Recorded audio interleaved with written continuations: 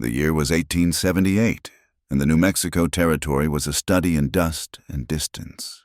The air itself seemed weary, baked thin by a sun that offered light but no comfort.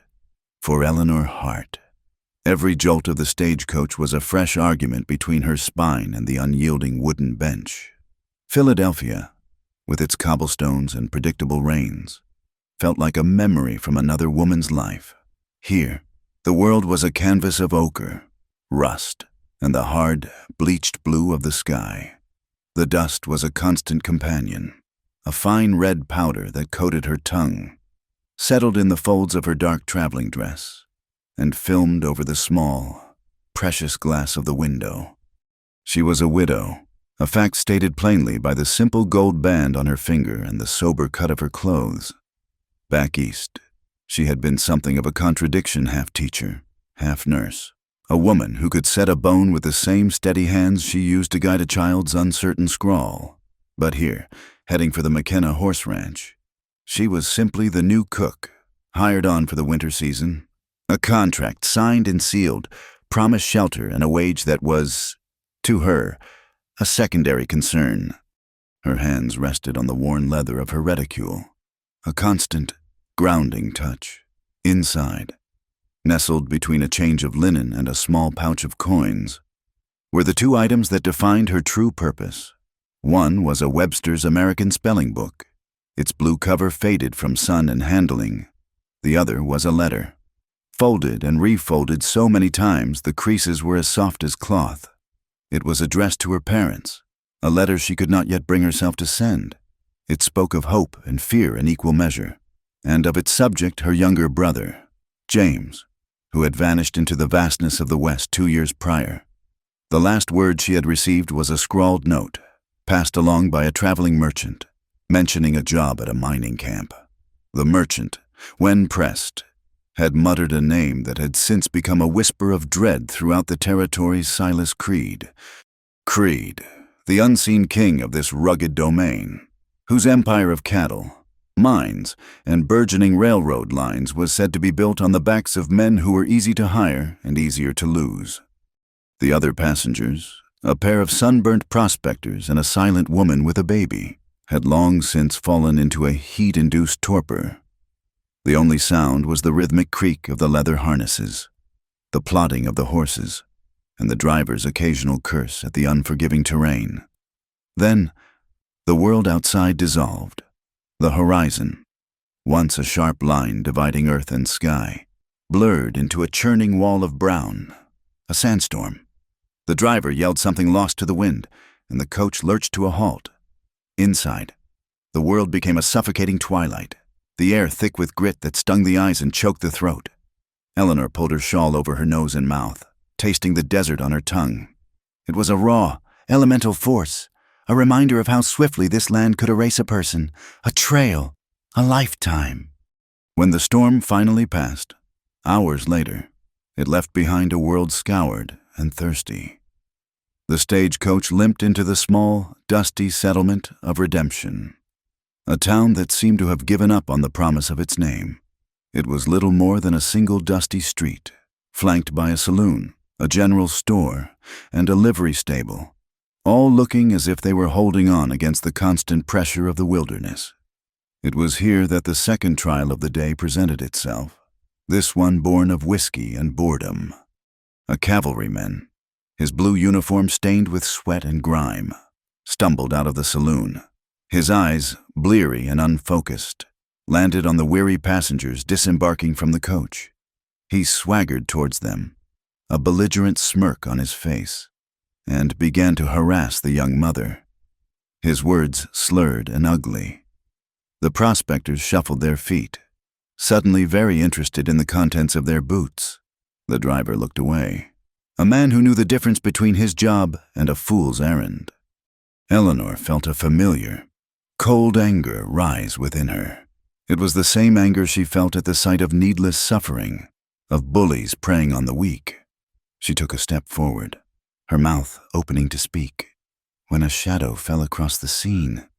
He was a big man, built with the solid, unadorned strength of the mountains he was said to inhabit. His hair was a thick, unruly brown, and his beard was shot through with gray. His eyes, however, were a startlingly clear blue, and they missed nothing. He wore buckskin trousers and a simple linen shirt. Practical clothes for a practical man. This was Caleb McKenna, the owner of the horse ranch, her new employer. He had come to town for supplies and to collect his new cook. He did not raise his voice. He did not draw a weapon. He simply walked up to the cavalryman and stood there, a silent, immovable object. "That's enough, son," he said, his voice a low rumble, like rocks grinding together. The soldier, emboldened by a drink, puffed out his chest. "This ain't none of your business, old man." McKenna's expression did not change. "You're disturbing the peace, and you're scaring the horses. Move along." There was no threat in the words, only a statement of fact, delivered with an authority that had nothing to do with a uniform or a badge. It was the authority of a man who understood the harsh calculus of survival, a man who had no time for foolishness. The cavalryman hesitated, the drunken haze in his eyes clearing just enough to recognize that he was facing something far more dangerous than a town sheriff. He muttered a curse, spat in the dust, and shuffled back towards the saloon. Caleb McKenna watched him go.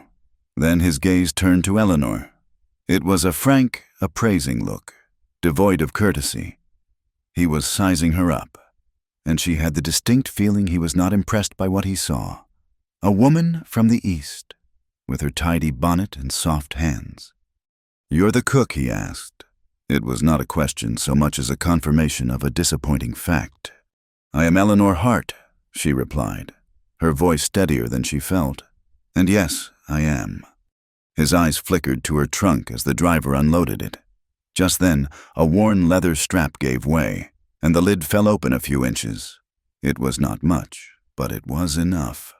Amidst the neatly folded aprons and a cast-iron skillet wrapped in cloth, he saw a glint of polished steel, the forceps and scalpels of her medical kit, wrapped in oilcloth, and beside them, the unmistakable blue spine of her Webster's speller.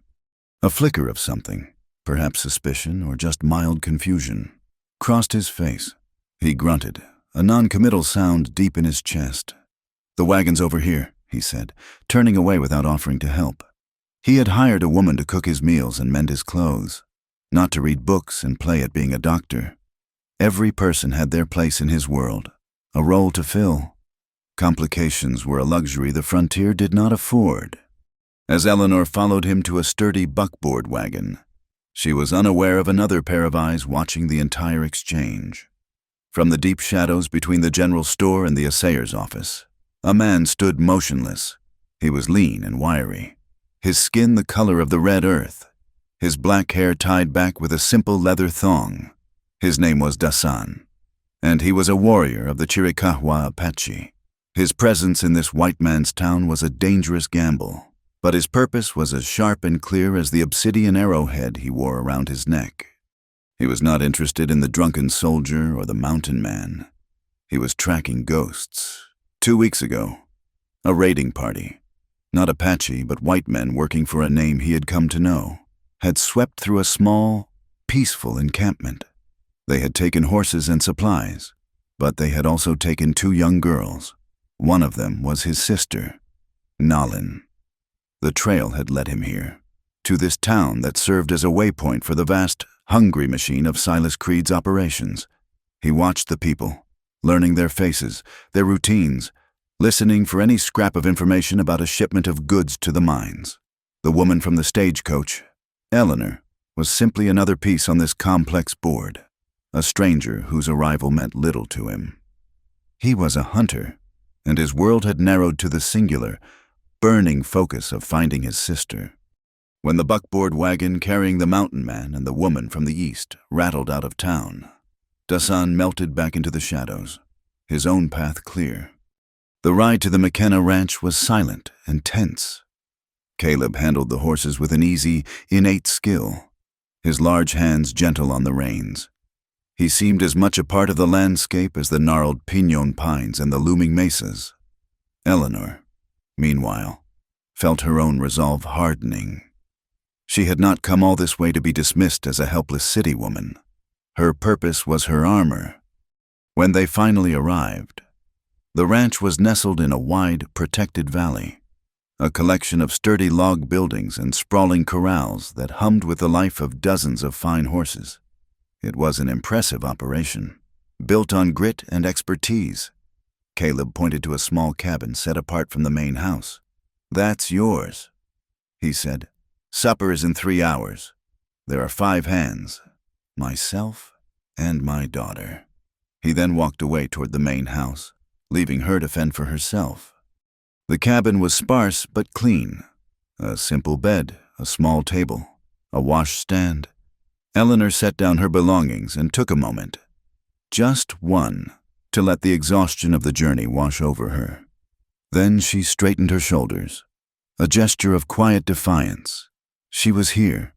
She was inside the territory that Silas Creed controlled. It was a start. Later that evening, after serving a simple but hearty meal of beans, bacon, and fresh bread to a table of mostly silent men, she finally had a moment to herself. The men were rough but not unkind, and the little girl, Josie, had watched her with wide, curious brown eyes, in the quiet of her cabin, by the soft glow of an oil lamp. Eleanor finally retrieved the items from her reticule. She opened the Webster's Speller. The book was a symbol of her past life, of the order and reason she had once taken for granted. But now, it was a tool for the future. It was a shield against the ignorance and brutality of this place. It was a key, and she believed, with a certainty that settled deep in her bones, that knowledge was the one flame that could hold back the endless dark. Then, she unfolded the unsent letter. Her eyes scanned the familiar lines, words she had written in the dead of night in her small Philadelphia room. "Dearest Mother and Father, I have secured a position that will take me west, to the New Mexico territory. I know you will worry, but I must do this." The last word from James was more than a year ago, but the merchant who carried it mentioned a name. He said James was heading for a mining camp called Purgatory Gulch, a place he heard was run by a man named Creed. "I know the risks, but I cannot sit here and do nothing. I will find him. I will bring him home." She folded the letter and placed it back beside the book. Purgatory Gulch. The name itself was a warning, but it was the only clue she had. Here, in this wild, unforgiving land, under the roof of a gruff and suspicious stranger, her search had truly begun. The road was dusty, the future uncertain. But for the first time in 2 years, she was not waiting. She was acting, and in that action, there was a quiet, desperate hope. The ink on the page was a promise, and the dust on her dress was proof that she was finally in a position to keep it. The looming threat of the frontier was no longer an abstract fear. It was the air she breathed, and she would learn to breathe it. The first week at the McKenna Ranch was a silent negotiation, a war waged with the sizzle of bacon and the precise fold of a mended shirt. Eleanor established her territory in the cookhouse, a domain of heat, spice, and order. The ranch hands, a collection of lean, weathered men named Tomas, Samuel, and a young man they called Billy, quickly learned that her biscuits were consistently light and her coffee was reliably strong. They accepted her presence with a simple, work-weary gratitude. She was the cook, and she cooked well. Caleb McKenna, however, remained a fortress of skepticism. He observed her from a distance, his blue eyes missing nothing. He saw how she organized the pantry with an almost military precision, how she stretched supplies without sacrificing quality, and how she moved with a quiet efficiency that belied her city origins. Yet, he held his judgment in reserve, a weight he was not yet ready to set down. The confrontation he had been mulling over came on a cool afternoon, the sky a vast, empty blue. He found her on the porch of her small cabin, not resting, but honing a small knife against a whetstone with practiced, steady strokes. He had seen that same knife in her medical kit. He stopped before the steps, his large frame blocking the sun. The contract was for a cook, he stated, his voice flat. Eleanor did not stop the rhythmic slide of the blade. She looked up, her gaze meeting his without flinching. I am aware. I saw your trunk at the stagecoach stop. Scalpels and books. That wasn't in the agreement. My tools are my own, she replied, her voice even. They do not interfere with my duties. He took a step closer, his frustration a palpable thing. He was a man who dealt in the tangible world of horseflesh, leather, and the predictable turn of the seasons. Her complexities were an unwelcome variable. I don't need a schoolmarm or a sawbones. I need meals on the table and clothes that ain't full of holes. He jabbed a thumb toward the cookhouse. Lady, you're here to cook. He meant it to be the final word, a clear and unassailable definition of her role. He was drawing a line in the dust, and he expected her to stay on her side of it. Eleanor simply wiped the blade clean, slid it back into its oilcloth sheath, and stood up. Dinner will be ready at sundown, Mr. McKenna, she said, and walked past him into her cabin, leaving him alone with the weight of his own pronouncement. But the world has a way of ignoring lines drawn in the dust. A few days later, young Billy was thrown from a colt he was breaking. He landed hard. His arm twisted at an unnatural angle. Eleanor was there before the dust settled, her cook's apron still on, while Caleb and the other men stood by, uncertain and grim. She took control with a calm authority that silenced all argument. She sent Thomas for splints and clean rags, and with gentle, expert hands, she examined the boy's arm, her touch both firm and reassuring. It is a clean break, she announced, her voice cutting through Billy's pained gasps. You will be fine, but you must be still. She set the bone with a swift, clean movement that made Billy cry out once, sharply, and then sigh with relief as the grinding pain subsided. She splinted and bandaged the arm with an efficiency that left the men staring. Caleb watched the entire procedure, his expression unreadable, and said nothing when she later prepared a willow bark tea to help with the boy's pain. Slowly, imperceptibly, the rhythm of the ranch began to shift, to accommodate her presence in ways that went beyond the cookhouse. She became the quiet heart of the place. She darned socks by lamplight, her stitches small and even. She listened to Thomas's worries about his family in Mexico, offering no advice, but a sympathetic ear that was worth more, and she began to watch Josie. Caleb's daughter was a bright, solitary child of 7. She had her father's startling blue eyes, but her hair was a glossy black, and her skin held the warm, golden-brown hue of her mother's people. She was a ghost who haunted the edges of the ranch, a quick, intelligent presence who rarely spoke. Eleanor saw the loneliness in her, and she saw the sharp, curious mind that had nowhere to go. Josie's mother, a Chiricahua woman Caleb had loved fiercely and lost to a fever 3 years back, had taught her the names of the desert plants and the stories of the stars, but she had not been able to teach her the white man's letters. One evening, after the dishes were cleared and the men had retired to the bunkhouse, Eleanor saw Josie sitting on the bottom step of the main house porch, tracing patterns in the dirt with a stick. The sun had set, leaving streaks of purple and rose across the sky. Eleanor went to her cabin, fetched her Webster's speller and the oil lamp, and carried them back to the porch. She sat on the step above Josie, placing the lamp between them. Its golden light pushed back the gathering dusk, creating a small, intimate circle of warmth. "Hello, Josie," she said softly. The girl looked up, her eyes wide and guarded. She gave a small, hesitant nod. Eleanor opened the book. "Have you ever seen one of these?" Josie shook her head, her gaze fixed on the black marks that filled the pages. "This is a book," Eleanor explained, "and these marks are letters. Each one has a sound. If you learn the sounds, you can put them together to make words. Words are just stories and ideas, written down so you can keep them." She pointed to the first letter. "This is A. It can say ah, like when a doctor asks you to open your mouth." She pointed to the next. "This is B. It says B, like a ball bouncing." For an hour, she worked with the child, her voice a low, patient murmur. She did not push or condescend. She simply offered the knowledge, a gift laid out in the lamplight. Josie, who had been so silent and watchful, began to lean in, her initial shyness melting away in the face of this fascinating new game. Her small finger traced the shapes of the letters as Eleanor spoke their sounds. Caleb found them like that. He had been checking on a mare in the far corral and was walking back to the house, his mind on the price of feed and the rumors of drought. He saw the small pool of light on his porch and slowed his steps, his boots silent in the soft dust. He stopped in the shadows, just beyond the lamp's reach, and watched. He saw the lamplight catch the raven sheen of his daughter's hair.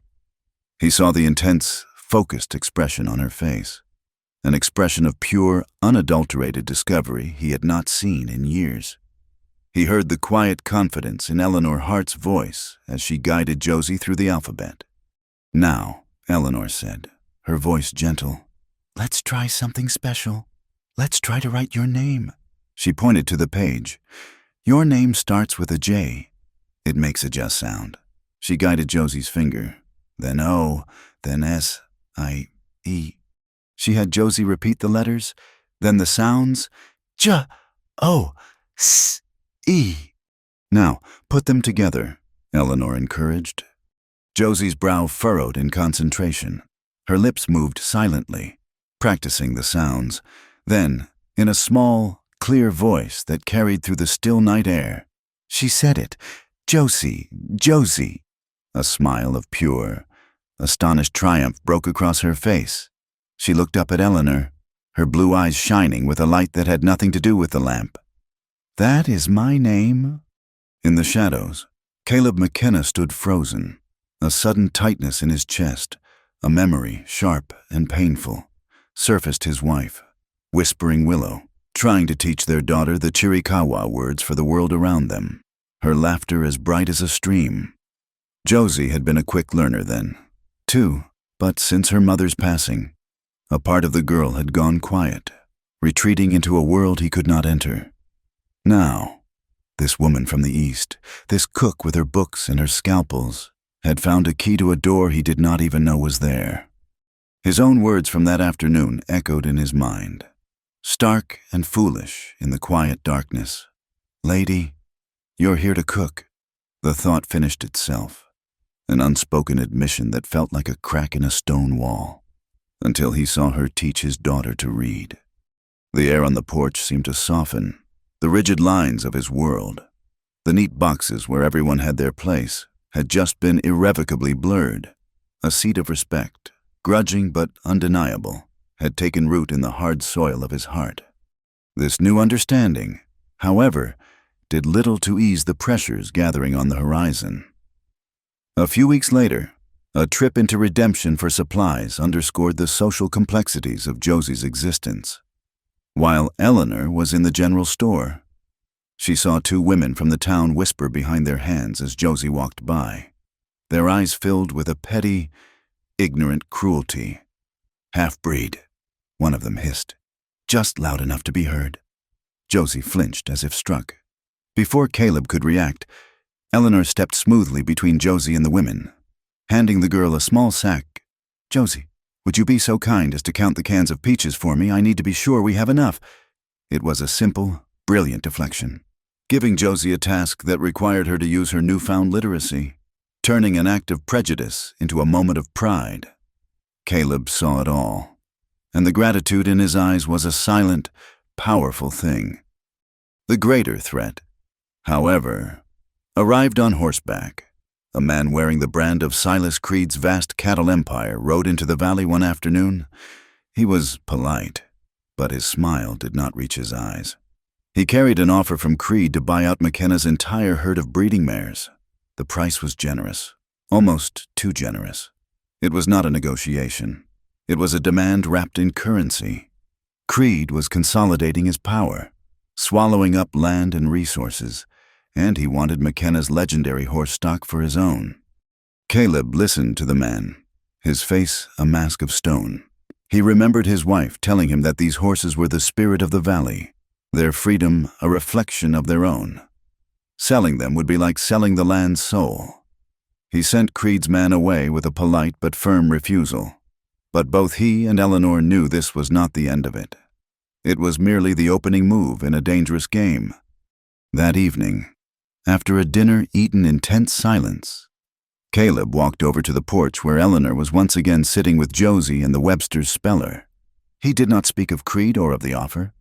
He simply stood there for a moment, watching his daughter proudly spell out the words horses and home. He looked at Eleanor, the lamplight softening the hard lines of her face. "She's learning fast," he said. It was not an apology, but it was an acknowledgement. It was a concession. "She is very smart," Eleanor replied. He nodded, then looked out at the darkening valley, at the silhouettes of the mountains that held and protected them. For the first time, he saw Eleanor Hart not as an employee or a complication, but as an ally. She was more than just the cook in a world that was closing in on them. She was a quiet, unexpected source of light, and he knew, with a certainty that settled deep in his bones, that they were going to need all the light they could get.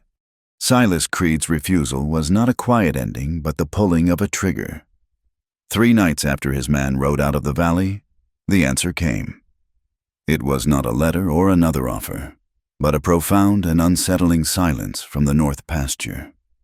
Thomas, his face etched with worry in the pre-dawn gloom, was the first to report it. A section of fence had been cut, and the small herd of prize mares, the future of the McKenna line, was gone. The ground told a clear story. The hoofprints of a dozen horses were mingled with the tracks of at least 4 shod mounts, driven hard toward the jagged peaks that separated the valley from the high desert and the mining territories beyond. There was no doubt in Caleb's mind. This was Creed's reply. It was theft, bold and deliberate, a message that what he could not buy, he would simply take. Caleb's anger was a cold, dangerous thing. He moved with a grim purpose, saddling his most sure-footed gelding, checking his rifle, and stuffing hardtack into his saddlebags. Thomas was already preparing his own horse, his expression a mixture of loyalty and dread. "I am going with you," Eleanor said. It was not a request. She stood at the edge of the corral, her hands clean, but her jaw set with a firmness that Caleb was beginning to recognize. He barely glanced at her. "No, this is ranch business. It will be dangerous." "My brother was sent to a mining camp," she said, her voice low but carrying in the still morning air. "If that is where these tracks lead, I need to see it. I need to ask questions." She held his gaze, letting him see the unyielding resolve in her eyes. "Besides," she added, her tone shifting to the practical, "if there is trouble, you might have need of a doctor more than a cook." He wanted to argue, to order her to stay, to protect her from the ugliness he knew they would likely face, but he saw the futility of it.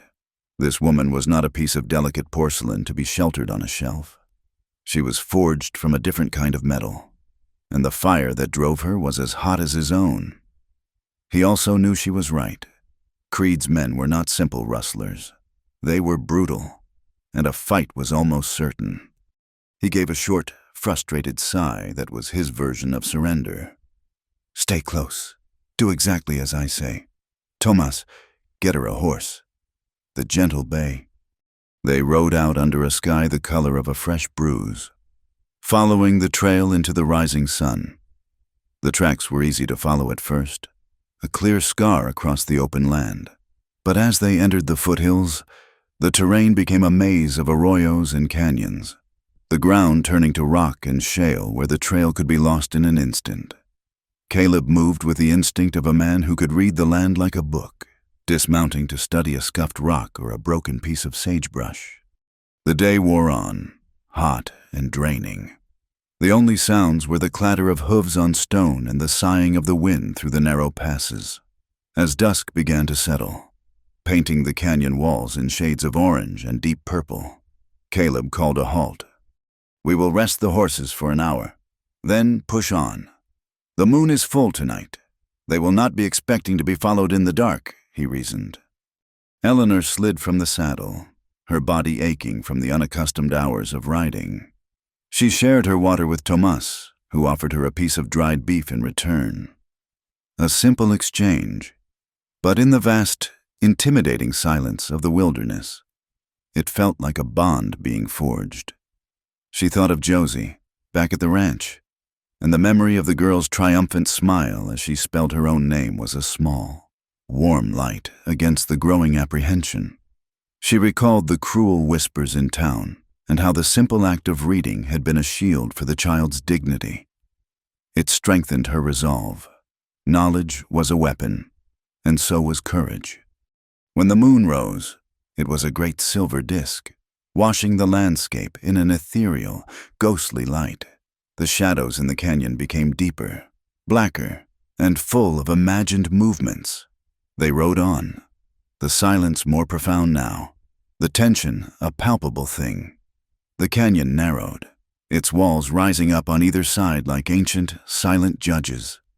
"Here," Caleb whispered, pointing to the ground. In the moonlight, the tracks were clear again, leading into a bottleneck, a tight passage between two sheer rock faces. They went through here. Not smart. It is a perfect place for an ambush. His words hung in the air, a prophecy that was fulfilled a second later. A muzzle flash bloomed from the rim of the canyon above them, the crack of the rifle shot echoing like a clap of thunder. A second shot followed, then a third. Bullets whined past their heads, chipping stone from the canyon wall. "Get down," Caleb roared, throwing himself from his horse and pulling Eleanor with him. They scrambled behind a cluster of large boulders as Thomas dove for cover nearby, his own pistol drawn. The horses, terrified, screamed and scattered back down the canyon. They were pinned down, exposed, and outgunned. A coarse laugh echoed from above. "Nowhere to run. McKenna, the boss told you to sell. You should have listened." Caleb peered over the rock, his rifle at his shoulder. But the shooters were hidden in the deep shadows of the rim. He fired once, a speculative shot that was answered by a fresh volley of bullets that peppered the rocks around them. The situation was grim. They could not stay here, but moving would be suicide. And then, something changed. A single sharp cry of surprise and pain cut through the night from the canyon rim, followed by a heavy, tumbling sound. One of the rifle flashes vanished. A moment of confused silence passed, and then another cry. This one choked off abruptly. The second rifle fell silent. From the darkness above, a shadow detached itself from the other shadows. It was a man, moving with a silent, fluid grace that was not entirely human.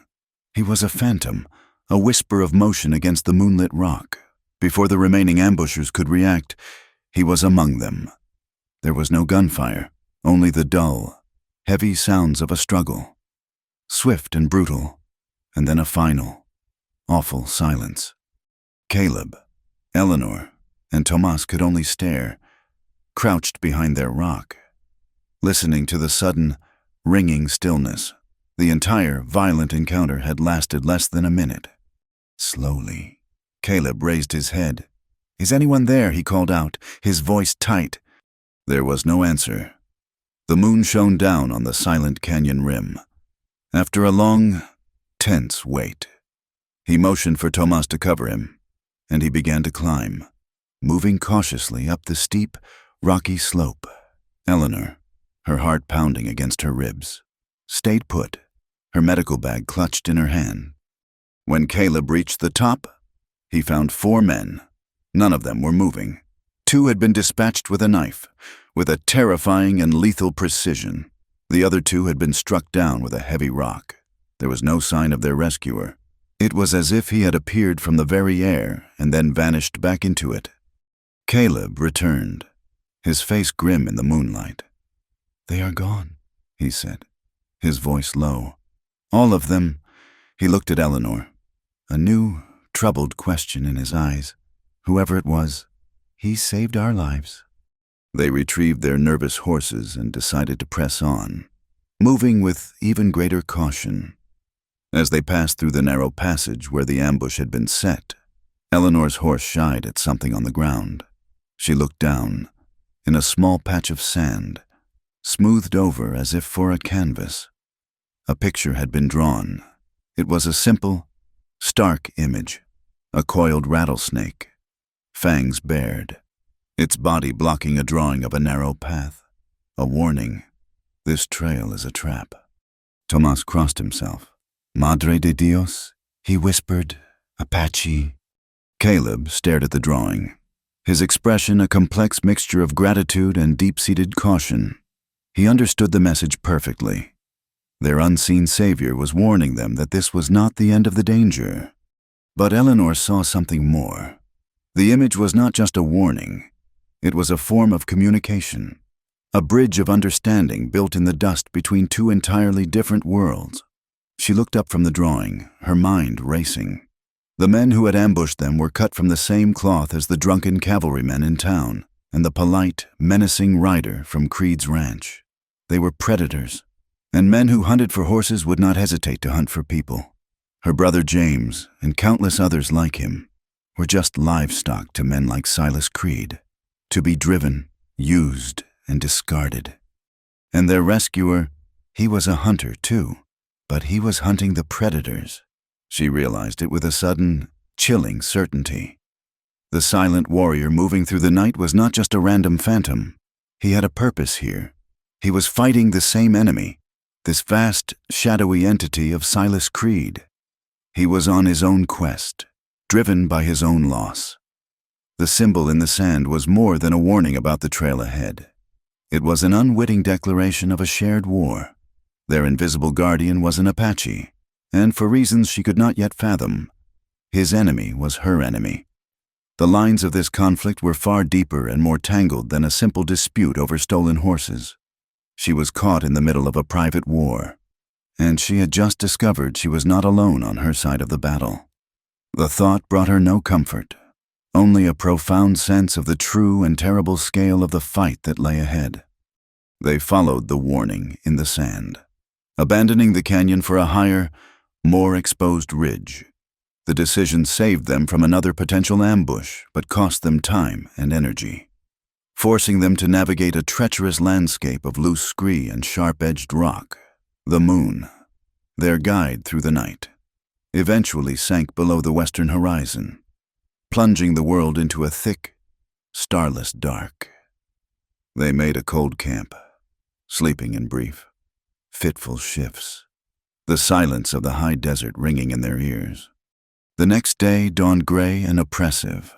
The air grew heavy, humid, and still, a strange and ominous condition for this arid land. By midday, the sky had turned the color of slate, and a low, rumbling thunder echoed from the distant mountains. Caleb scanned the horizon, his expression grim. "Storm is coming, a bad one. We need to find shelter."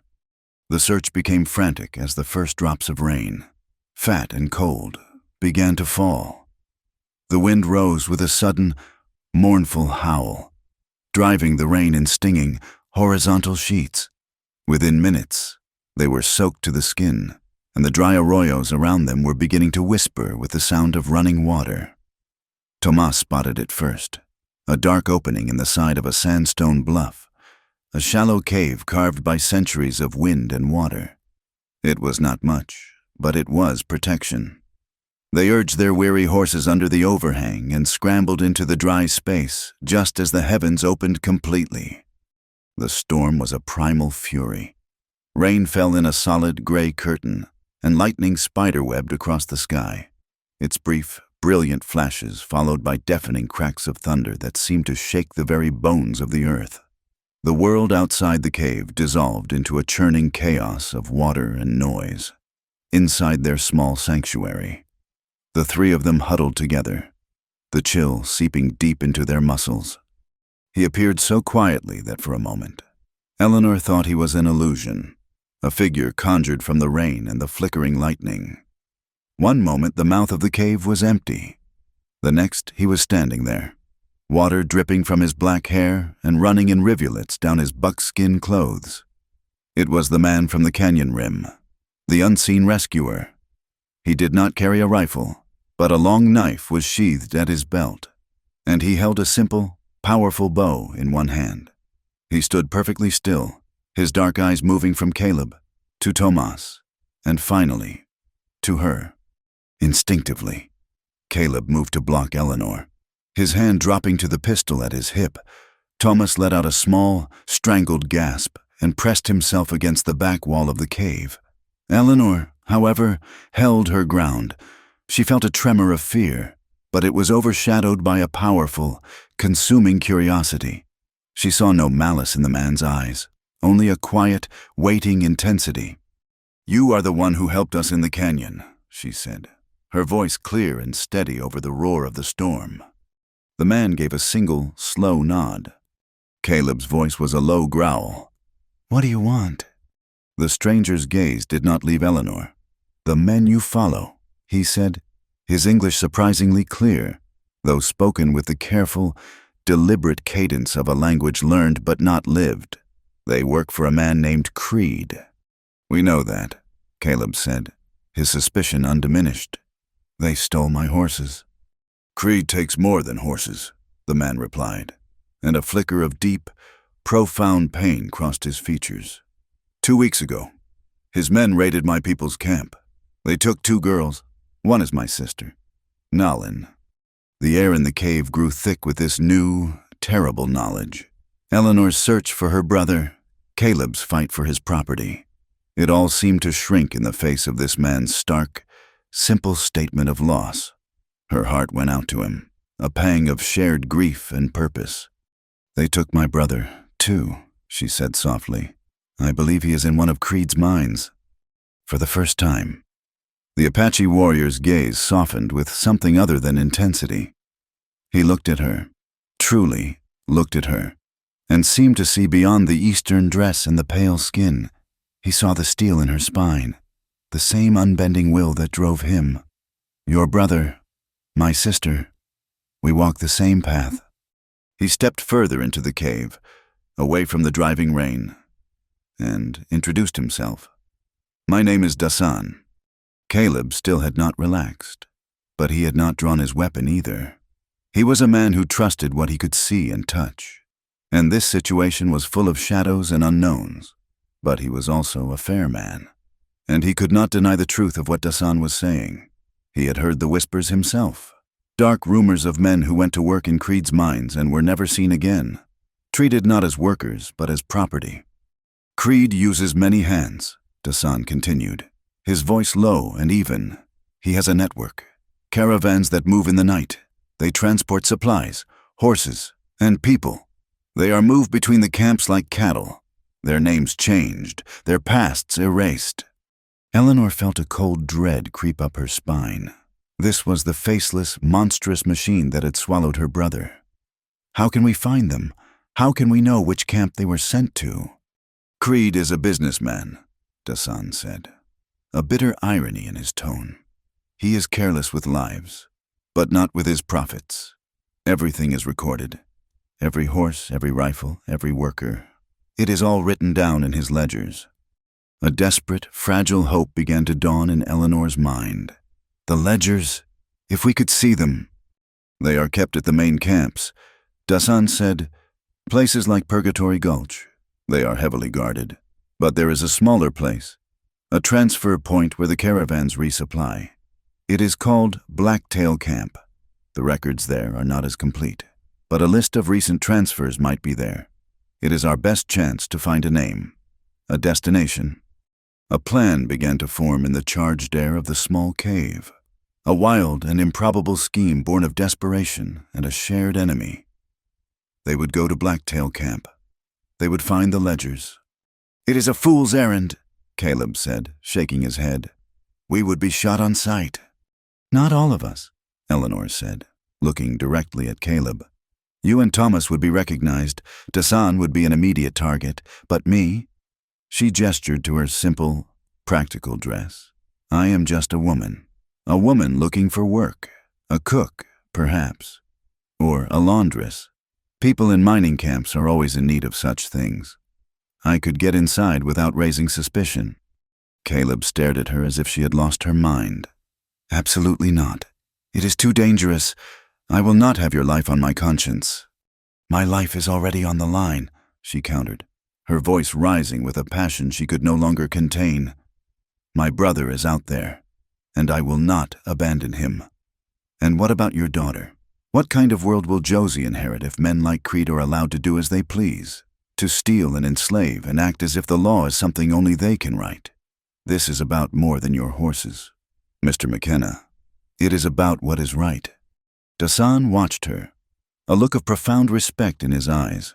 He had seen courage in battle, the fierce bravery of warriors defending their homes. But this was something different. It was a courage of the spirit, a steady, burning flame of conviction that was, in its own way, as formidable as any weapon. The argument was cut short as a clap of thunder rattled the very ground beneath them. The rain, which had seemed incapable of falling any harder, intensified. It was clear they were not going anywhere for some time. The tension, though still present, gave way to a pragmatic need for warmth and sustenance. Eleanor, falling back on the familiar comfort of her duties, opened her saddlebag and took out a small sack of beans, an onion, and a piece of salt pork. We should eat, she said simply. Using the small pot from her kit, she began to prepare a simple meal over a tiny, smokeless fire that Dasan expertly built in a corner of the cave. As the smell of the stew began to fill the small space, a fragile truce settled over the unlikely group. The shared act of preparing and anticipating a meal seemed to drain some of the hostility from the air. When the stew was ready, she served it on the 3 tin plates they had between them. Dasan accepted his with a quiet nod of thanks. Caleb took his plate and ate in silence, his brow furrowed in thought. The rain began to soften, its roar diminishing to a steady, rhythmic drumming on the rock outside. The sound was almost peaceful, a cleansing sound. It was as if the storm had washed away their animosity, leaving behind only the hard, clear reality of their situation. To fill the quiet, Eleanor found herself speaking of Josie. She told Dasan about the girl's quick mind, about her loneliness, and about the sheer, unadulterated joy on her face when she had first learned to spell her own name. She was so proud, Eleanor said, a fond smile touching her lips. It was as if a whole new world had opened up for her. Caleb listened, his gaze fixed on the fire. He heard the warmth in Eleanor's voice when she spoke of his daughter, and he knew it was genuine. She was not just an employee. She cared for his child, and she was right. What kind of a world was he leaving for Josie if he backed down now?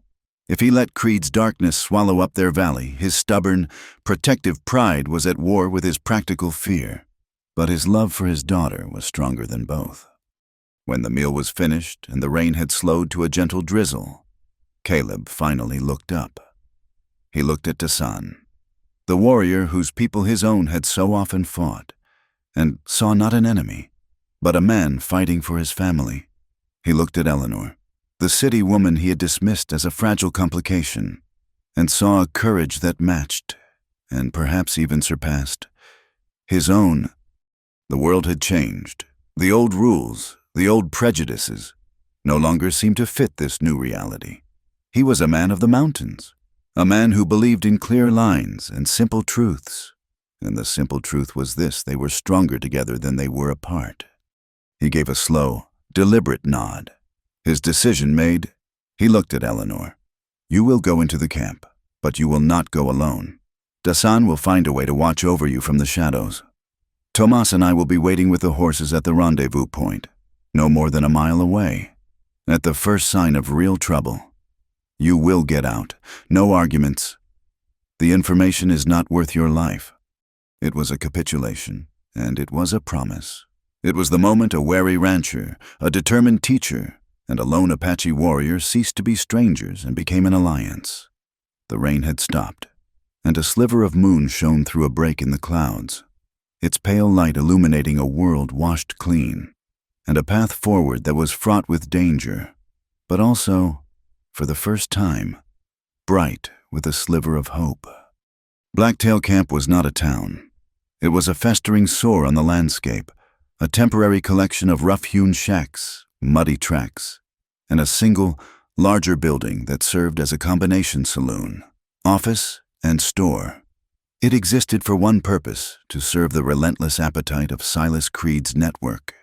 By night, it was a pocket of harsh, yellow lantern light in an ocean of darkness, a place that reeked of stale whiskey, unwashed bodies, and despair. They approached it 2 nights after the storm, moving under the cover of a moonless sky. Caleb and Tomas remained with the horses in a small, hidden box canyon a mile to the east, a position that gave them a clear view of the camp's single-access road. The plan was for them to create a diversion, a rock slide or a stampede of wild horses, if a signal came. Dasan led Eleanor on the final approach, not on the road, but through the labyrinth of rocks and scrub that bordered the camp. He moved like a ghost, his feet making no sound, his body blending with the shadows. He was not just a guide. He was a teacher. With silent hand signals, he pointed out the positions of the 2 guards, the predictable arc of their patrol, the blind spots beneath the rickety water tower. He was showing her the camp's anatomy, its vulnerable points. When they were within 100 yards, he stopped behind a gnarled juniper tree. He pressed a small, smooth stone into her hand. "If you are in danger," he whispered, his voice a bare breath of sound, "drop this on the tin roof of the office porch. I will hear it." He pointed to a narrow fissure in the rock face that overlooked the back of the camp. "I will be there." Then he was gone, melting into the darkness as if he had never been. Eleanor took a deep breath, the cold night air stinging her lungs. Her heart was a frantic drum against her ribs. She was no longer a teacher or a nurse. She was a spy, walking into the enemy's den. She smoothed her dress, deliberately scuffed a bit of mud onto her cheek, and forced her shoulders to slump with a weariness that was not entirely an act. Then she stepped out of the shadows and began the long, lonely walk into the light.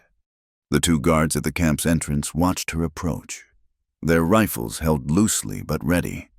They were rough men, their faces illuminated by the lantern hanging from a post, showing the stubble of their beards and the coldness in their eyes.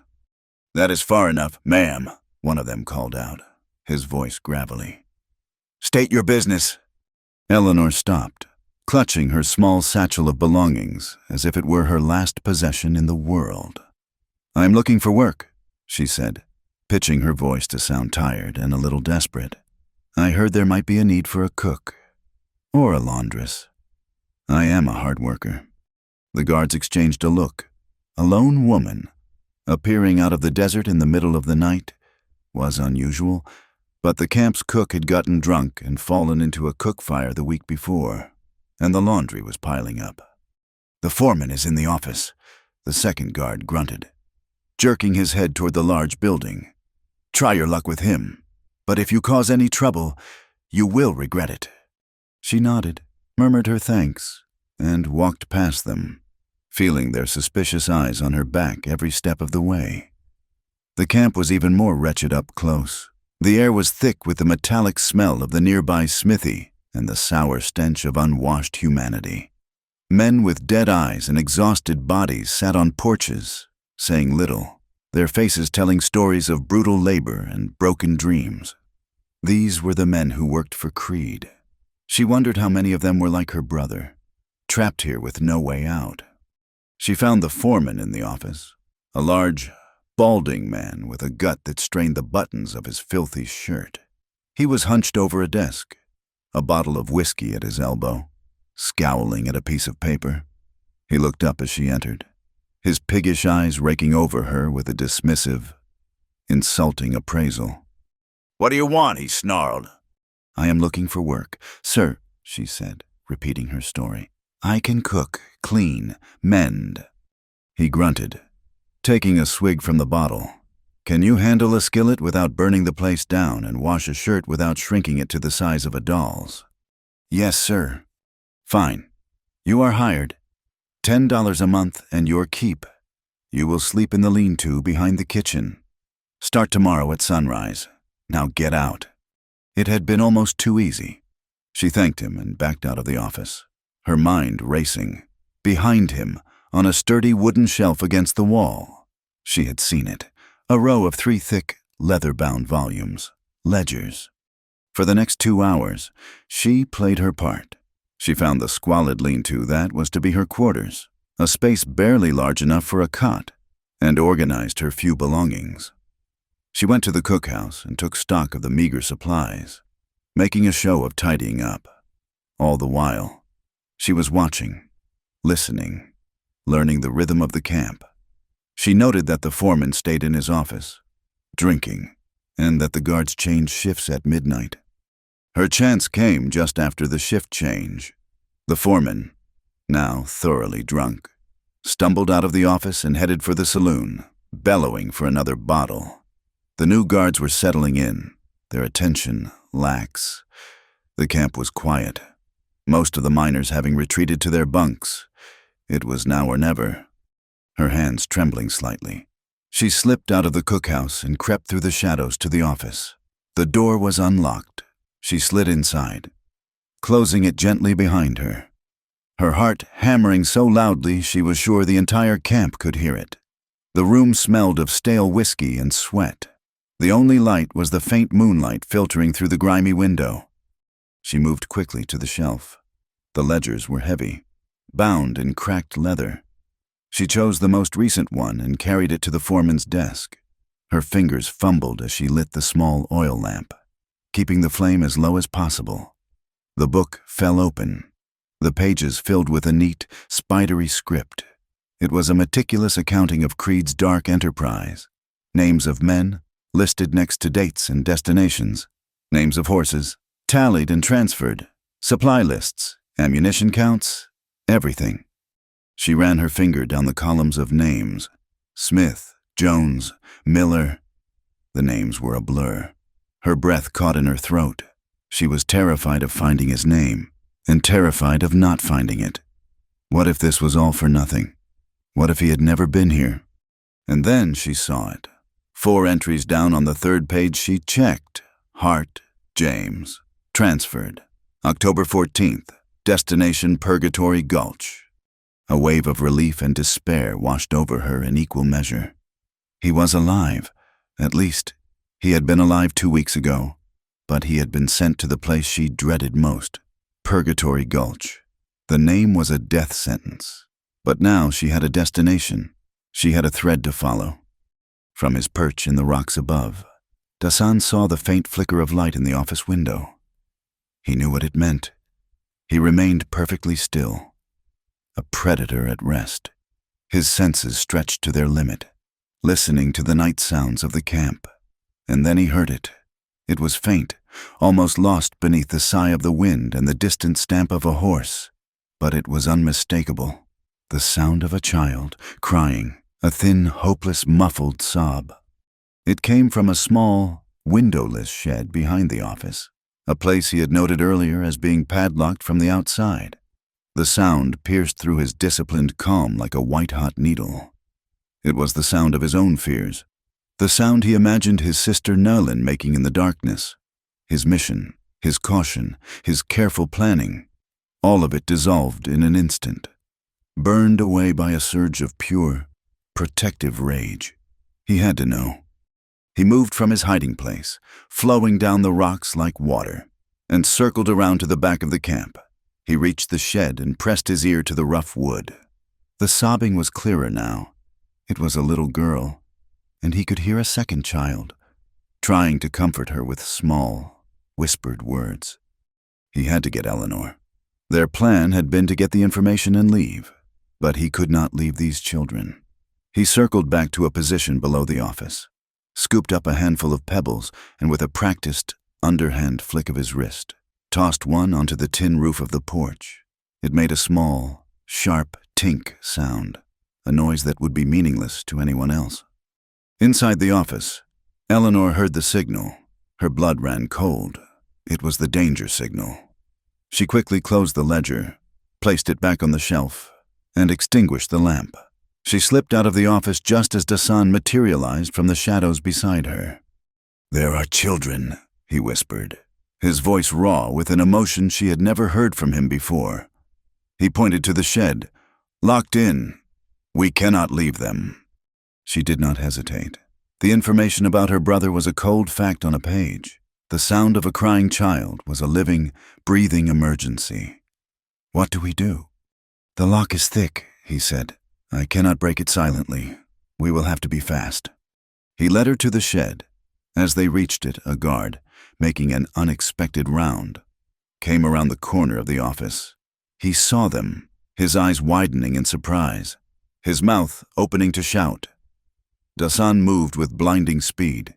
He closed the distance in 2 silent strides, and the guard crumpled to the ground without a sound, a knife wound in his side. There was no time for stealth now. Dasan took a heavy rock and, with 2 powerful blows, smashed the padlock. He wrenched the door open. Inside, 2 small children, a boy and a girl no older than 6 or 7, cowered in the corner, their eyes huge with terror in the faint moonlight. "We are here to help you," Eleanor said, her voice soft and urgent, extending a hand to them. "You must come with us, quickly."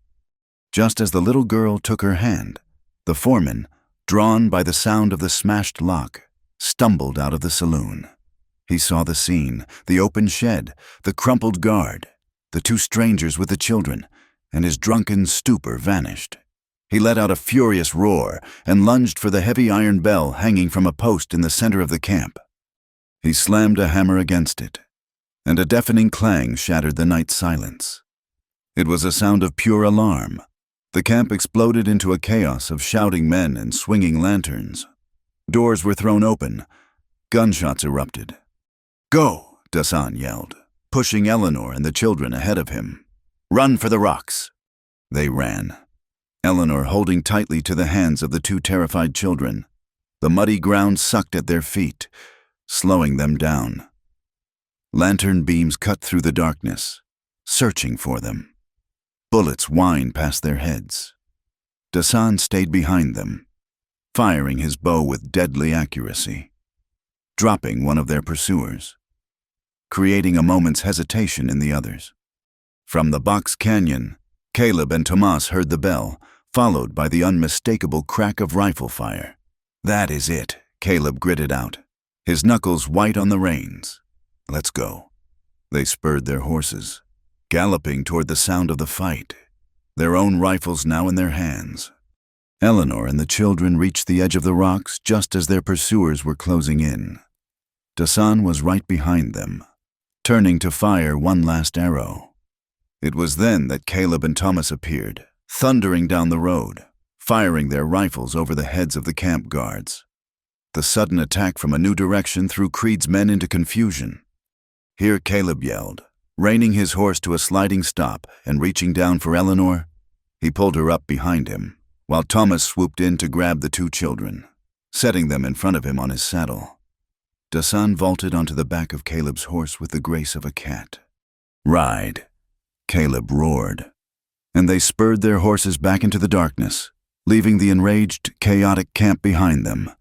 They did not stop, pushing the horses to their limits, until the sounds of shouting and gunfire had faded completely, swallowed by the vast, indifferent silence of the desert night. They had escaped. They had the children, and Eleanor had the name she had been searching for. But as they rode, the name Purgatory Gulch echoed in her mind like a funeral bell. She had found her brother's trail, but it led directly into the heart of hell. And she knew, with a certainty that chilled her to the bone, that by rescuing 2 of Creed's captives, they had not just committed theft, they had declared war, and Silas Creed was a man who would burn the world down to win a war. The return to the ranch was a strange mix of grim triumph and quiet dread. They rode into the valley under the cloak of the last hour of darkness. The 2 rescued children, a boy named Ben and a girl named Sarah, wrapped in blankets and held securely by Thomas. They were pale, silent specters, their eyes wide with a terror so deep it had stolen their voices. Josie was waiting on the porch of the main house, a small, anxious figure in the gray pre-dawn light. She stared at the newcomers, her expression a mixture of fear and a child's profound, uncomplicated sympathy. Eleanor immediately took charge of the children. While the men saw to the horses and posted a watch, she led Ben and Sarah into the warm cookhouse. She did not press them with questions. She simply washed their faces with a warm cloth, gave them each a mug of sweetened milk, and wrapped them in fresh, clean blankets. She moved with the gentle, purposeful calm of a nurse, creating an island of safety in a world that had shown them only cruelty. Caleb watched her, his face a mask of exhaustion and worry. He knew what they had done. They had not just stolen back a few of his horses or rescued 2 children. They had kicked open a hornet's nest. They had publicly defied Silas Creed. And a man like that did not tolerate defiance. Retaliation would not be a question of if, but when, and how brutal it would be. Dasan, after a brief, quiet exchange with Caleb, slipped away as the sun rose, melting into the hills that rimmed the valley. He was their eyes and ears now, a silent guardian watching for the first sign of the coming storm. The first blow was not an attack, but a slow, deliberate strangulation. 2 days later, the creek that watered the valley, the lifeblood of the ranch, began to shrink. By noon, it was a muddy trickle. Thomas rode upstream and returned with a grim report. The creek had been dammed, a crude but effective barrier of rock and timber. Creed was cutting off their water. The next day, the weekly supply wagon from Redemption, carrying flour, salt, and other necessities, failed to arrive. Samuel, the oldest of the hands, rode out to investigate and was met on the road by a group of armed men wearing Creed's brand. They informed him, with chilling politeness, that the road to the McKenna Ranch was closed. The ranch had become an island, a fortress under siege. The men grew tense, their conversations short and clipped, their hands never far from their weapons. The vast, open beauty of the valley now felt like the walls of a prison. The law arrived on the 5th day. Sheriff Pritchard of Redemption was a man whose body seemed to have been softened by bribes and whose eyes had a shifty, practiced evasiveness. He rode in with 2 deputies, their badges shining in the sun, a mockery of the justice they were meant to represent. He did not dismount immediately, instead surveying the ranch as if it were already a property to be appraised. "McKenna," he called out, his voice oily and loud, "I have a complaint sworn against you. Theft of property from the Blacktail mining camp." Caleb walked out to meet him, his rifle held loosely in the crook of his arm. "The only thieves I know of work for Silas Creed. Sheriff, they stole a dozen of my best mares." Pritchard waved a dismissive hand. "That is a civil matter. This is criminal. I am talking about 2 indentured children. You are accused of abducting them." He leaned forward in his saddle, his voice dropping to a conspiratorial tone. "Look, Caleb, we have known each other a long time. Just give the children back to me. Creed is a reasonable man. He will likely overlook the whole thing for a price." "They are not property." "Pritchard," Caleb said, his voice a low, dangerous rumble. "They are children, and they are staying here, under my protection." The sheriff's face hardened. "Then you are obstructing justice, and I have a warrant here for the arrest of a Chiricahua renegade, a murderer named Dasan. He was seen with you. Harboring a fugitive is a serious offense." "There is no one here by that name," Caleb lied, his face like stone. Pritchard sighed, a theatrical display of disappointment.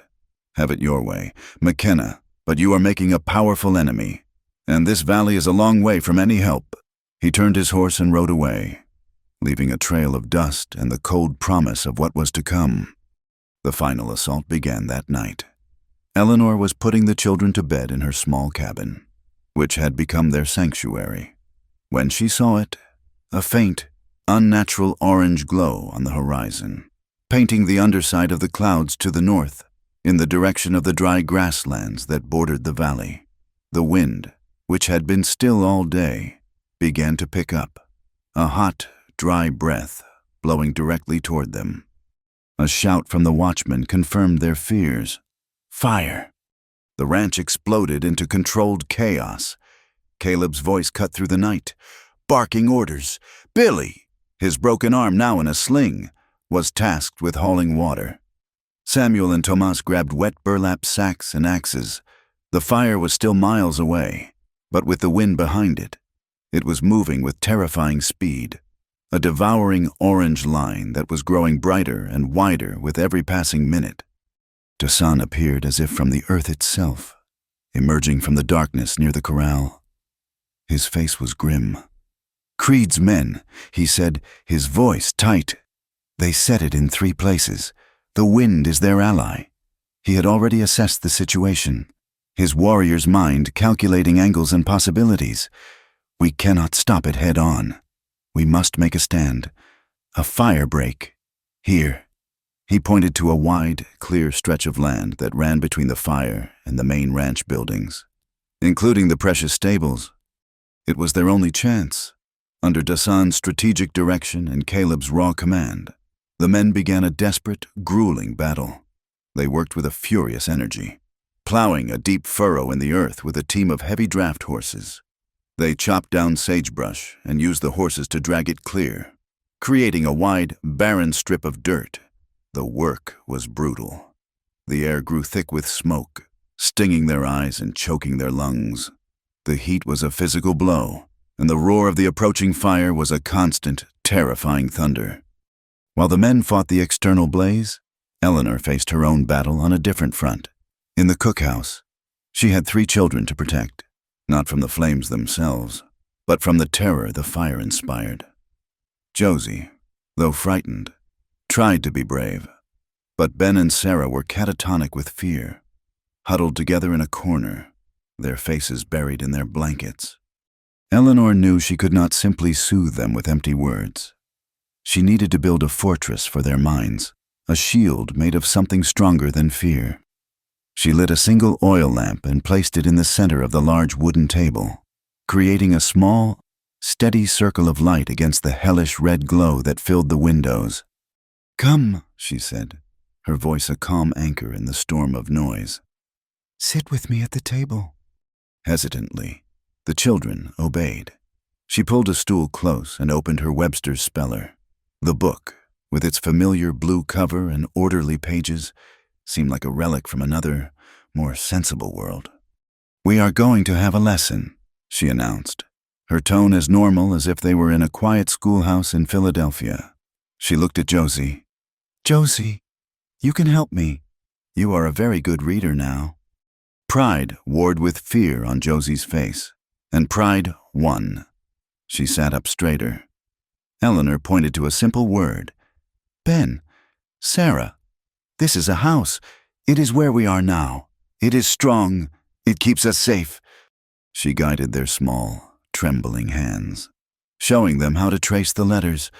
At first, they did not respond, their minds still captive to the roaring monster outside. But Eleanor was patient. She was relentless. She spoke of letters as friends, of words as building blocks. Josie, taking her cue, began to spell out simple words: cat, dog, sun, moon. Her small, clear voice was a counterpoint to the fire's roar, a testament to order in the midst of chaos. Slowly, miraculously, it began to work. Ben, the little boy, uncurled from his tight ball of fear and watched Josie's finger as it moved across the page. Sarah, whose eyes had been squeezed shut, opened them and looked at the book. Eleanor pointed to the letter B. "This says B," she said softly, "like in your name, Ben." The boy's lips moved. A tiny, raspy sound emerged. B. It was a victory as great as holding back a wall of flame. Caleb stumbled into the cookhouse at that moment, his face black with soot, his eyes red and raw. To grab canteens of water, he stopped in the doorway, mesmerized by the scene. He saw the terrifying glow of the fire reflected in the window pane, but inside, in the small circle of lamplight, he saw something else entirely. He saw his daughter, no longer just a lonely child, but a teacher in her own right. Pointing to the book and helping the other children, he saw two traumatized souls being coaxed back from the edge of silent terror by the simple, powerful magic of the alphabet.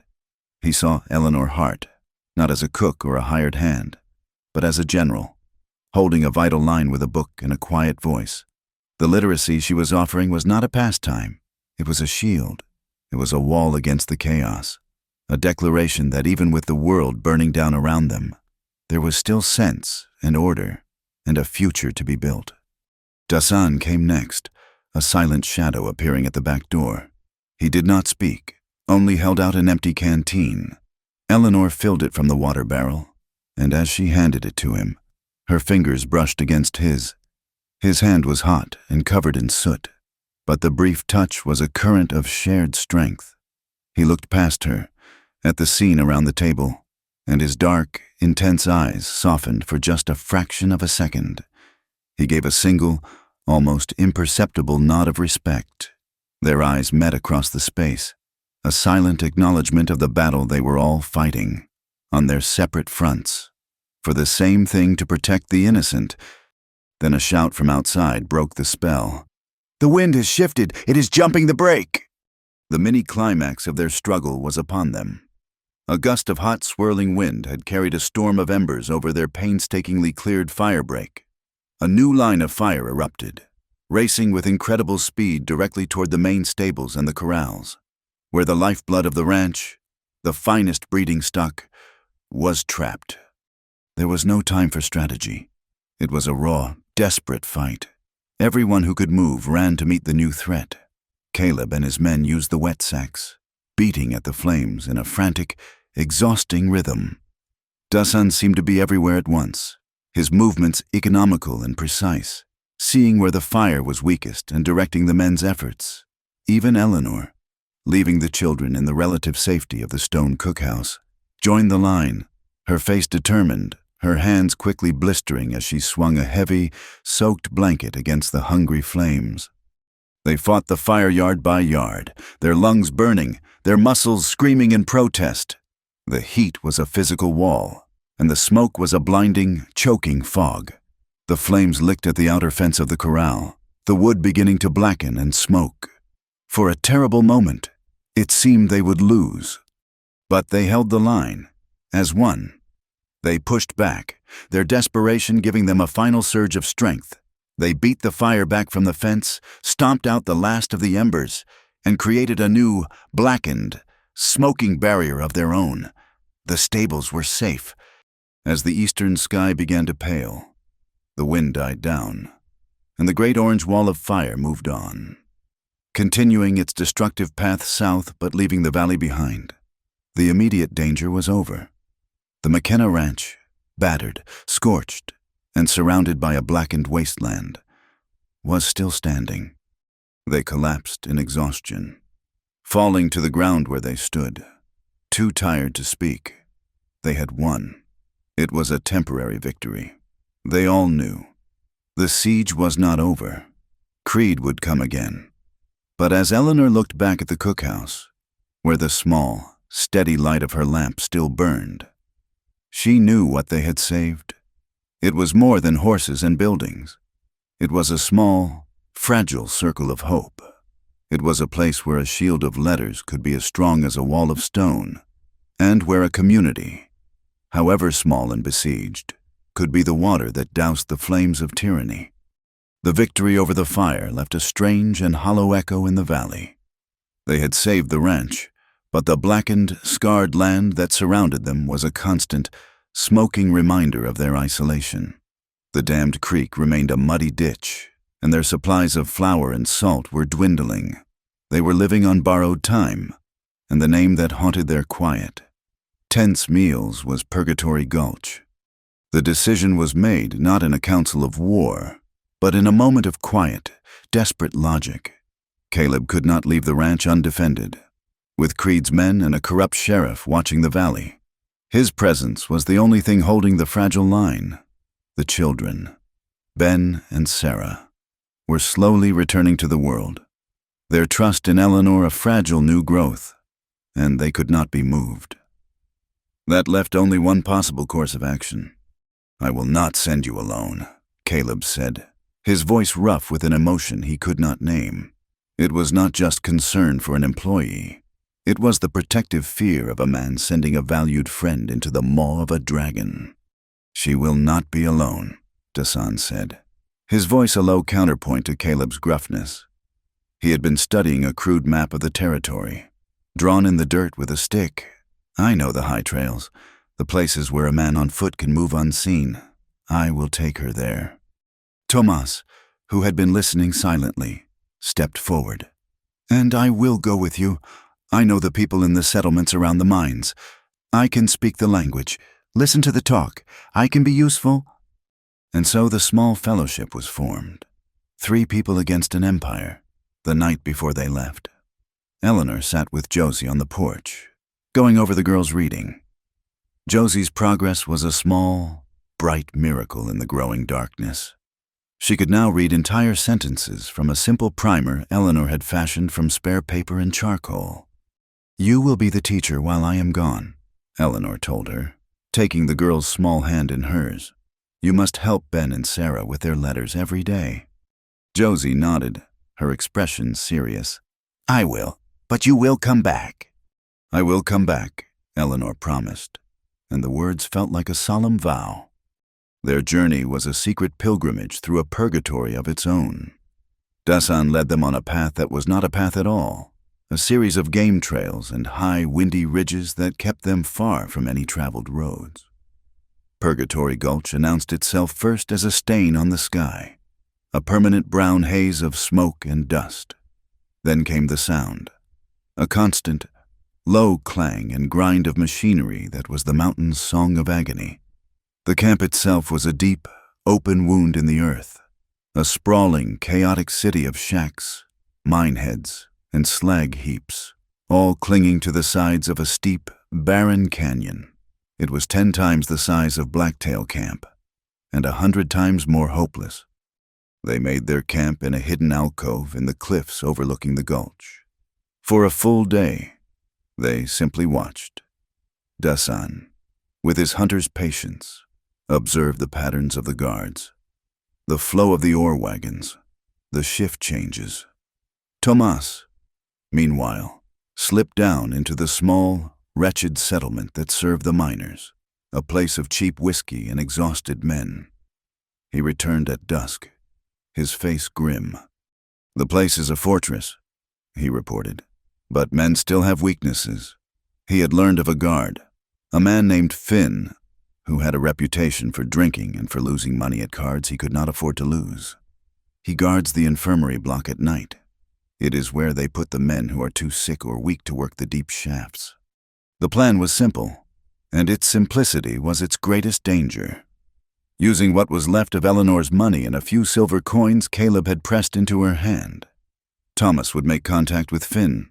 The offer would be enough gold to clear his debts and buy passage far away from Creed's reach, in exchange for 5 minutes inside the infirmary.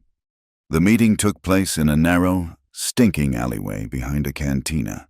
Thomas spoke to Finn in low, urgent Spanish, the universal language of desperation.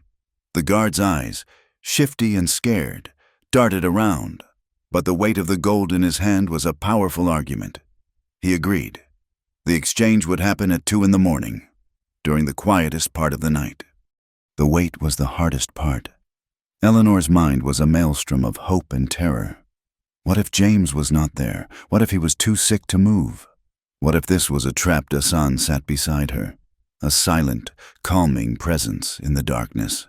He did not offer empty reassurances. He simply shared the silence, his stillness a source of strength. At the appointed hour, they moved. Dasan and Eleanor slipped through the shadows of the camp, using the knowledge Dasan had gleaned from his day of observation. They met Tomas and the nervous, sweating guard at the back door of the infirmary, a long, low building that smelled of sickness and despair. Finn unlocked the door. 5 minutes, he hissed, his hand clutching the pouch of gold. That is all you get. The inside of the infirmary was a vision of hell. Dozens of men lay on crude cots in the dim, foul-smelling air. They were little more than skeletons, their bodies broken by rockfalls and their lungs consumed by dust. Eleanor felt a surge of both pity and cold.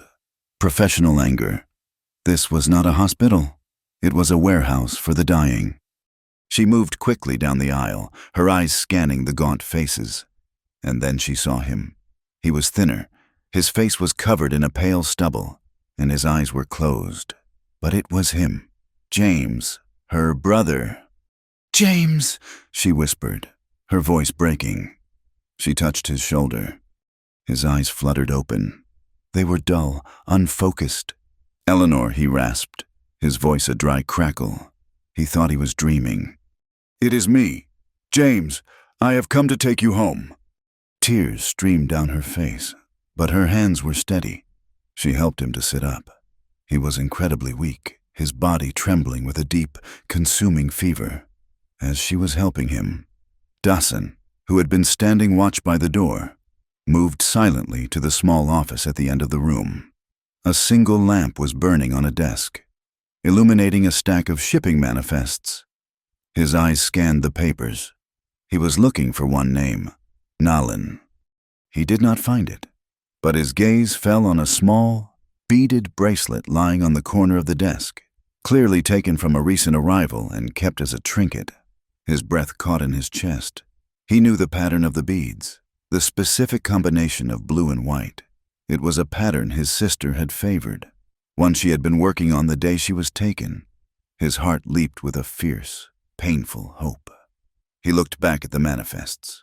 One entry was for a special cargo shipment, with no names, only a series of code numbers and a destination south, across the line. He knew she had been here. Creed had moved her again, treating her not even as an indentured worker, but as a piece of valuable, nameless cargo. The knowledge was both a blessing and a curse. She was alive, but she was further away than ever. "Time is up," Finn whispered urgently from the doorway. "You must go." They half-carried, half-dragged James out into the cold night air. They had made it less than 50 yards when a shout went up from the watchtower. They had been spotted. The betrayal was instant and absolute. Finn had taken their money and sold them out. A rifle shot cracked the night, and then another. They ran, their lungs screaming for air. James, a dead weight between them. Suddenly, the world seemed to go mad.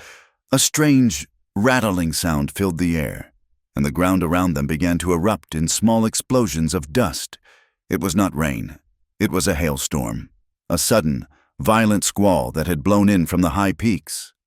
Pellets of ice, some as large as marbles, began to hammer down on them, driven by a furious wind. The hail provided a bizarre, chaotic cover, confusing their pursuers, but it was also a punishment. It stung their faces and hands, and the ground became slick and treacherous. They scrambled up the steep, rocky slope leading out of the gulch, slipping and sliding on the icy stones. A small gunfight erupted, a desperate, sporadic exchange of shots in the middle of the storm. Thomas provided covering fire, while Dasan, with his incredible strength, practically carried James on his own. They finally reached the relative safety of the cliffs above the camp, and did not stop, forcing their way deeper into the wilderness as the hailstorm raged around them. They stumbled upon an old, abandoned prospector's storage shed, a tiny, windowless shack that was little more than a pile of rotting timbers. It was their only option. They crowded inside, pulling the heavy, groaning doors shut against the fury of the storm. The world outside was a roaring, rattling chaos. Inside, the darkness was absolute, broken only when Eleanor managed to strike a match and light their last lantern. In its flickering golden light, they took stock. They were soaked, freezing, and bruised. James had collapsed onto the dirt floor, his breathing shallow and ragged. Eleanor immediately went to work, her exhaustion forgotten. She stripped off his wet shirt and covered him with her own dry shawl. She cleaned a small cut on his head. She had no medicine, only her knowledge and her will. Dasan, meanwhile, had a long, shallow gash on his forearm where a bullet had grazed him. He sat in silence, seemingly oblivious to it, but Eleanor saw it. After she had made James as comfortable as possible, she moved to Dasan's side with a strip of clean cloth from her bag. "Let me see," she said softly. He did not protest. He held out his arm, and she gently cleaned the wound. The simple, clinical act was freighted with a profound intimacy in the small, lantern-lit space. Surrounded by the storm's fury, they were just two people, their guards lowered by shared danger and exhaustion. "Thank you," he said, his voice a low murmur. "We are a long way from being safe," she replied, her hand still tending to his arm.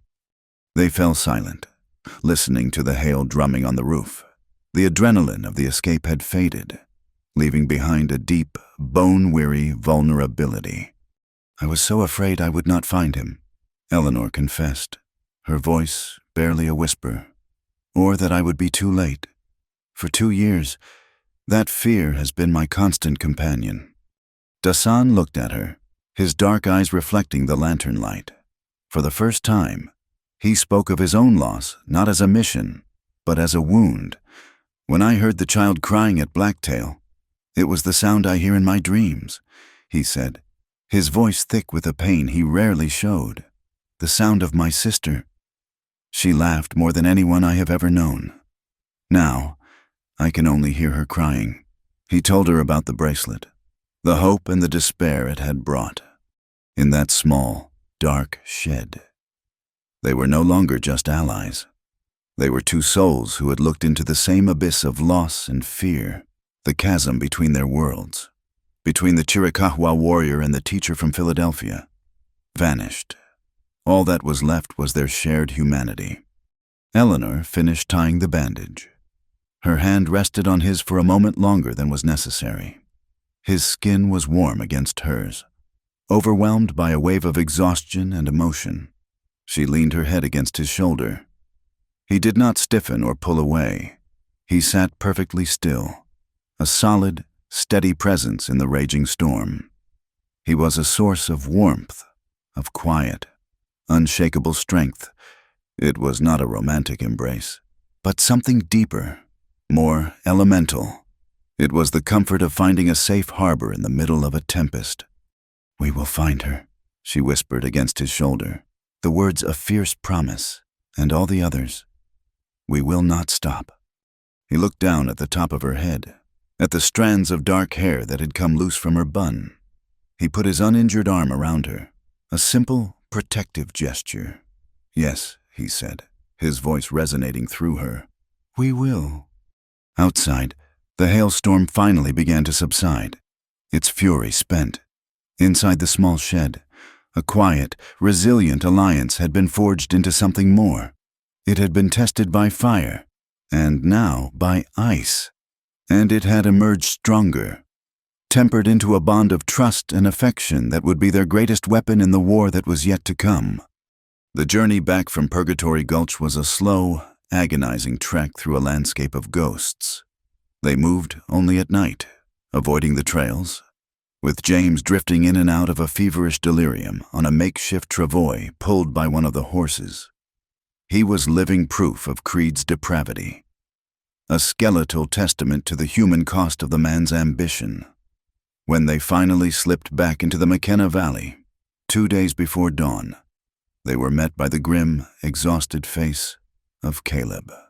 He looked at the wasted figure of James, and the last vestiges of his caution were burned away, replaced by a cold, hard resolve. The ranch was suffocating. The siege held fast. The water was gone, their well growing shallower by the day. Their food supplies were now being strictly rationed, but it was not just the ranch that was suffering. The small, independent homesteaders and ranchers in the surrounding territory were also feeling the squeeze. Creed's blockade was a message to all defy him, or even associate with those who defied him, and you would be starved into submission. Fear was a poison, and it was seeping into the very soul of the community. It was this realization that sparked Eleanor's audacious plan. They could not win by hiding. Their small fortress would eventually fall. Their only hope was to turn Creed's greatest weapon, the community's fear, against him. They had to bring the fight out of the shadows and into the unforgiving light of day. "We will hold a market day," she announced one evening as they sat around the table, dividing a meager meal of beans and stale cornbread. Caleb looked at her as if she were mad. "A market? We have nothing to sell. We are barely surviving." "We have things people need," she countered, her eyes alight with a fierce intelligence. "We have a little clean water left in the well. We have my medical skills. You have tools you can spare, tack you can trade. But more than that, we have the truth. We will not advertise it as a rally, but as a gathering, an act of community. In defiance of this stranglehold, we will invite everyone to come, to trade what little they have, to stand together." Her gaze met his across the table. "And we will send a special invitation to Sheriff Pritchard. We will ask him to attend, to ensure the peace is kept. He will not be able to refuse without showing his hand." It was a gamble of breathtaking proportions. It was either a stroke of genius or a final, desperate act of suicide. Caleb, looking at his daughter Josie, who was sharing her portion with the still wary Ben, made his choice. "Thomas," he said, his voice firm, "you will ride out before dawn. Spread the word." 2 days later, the people came.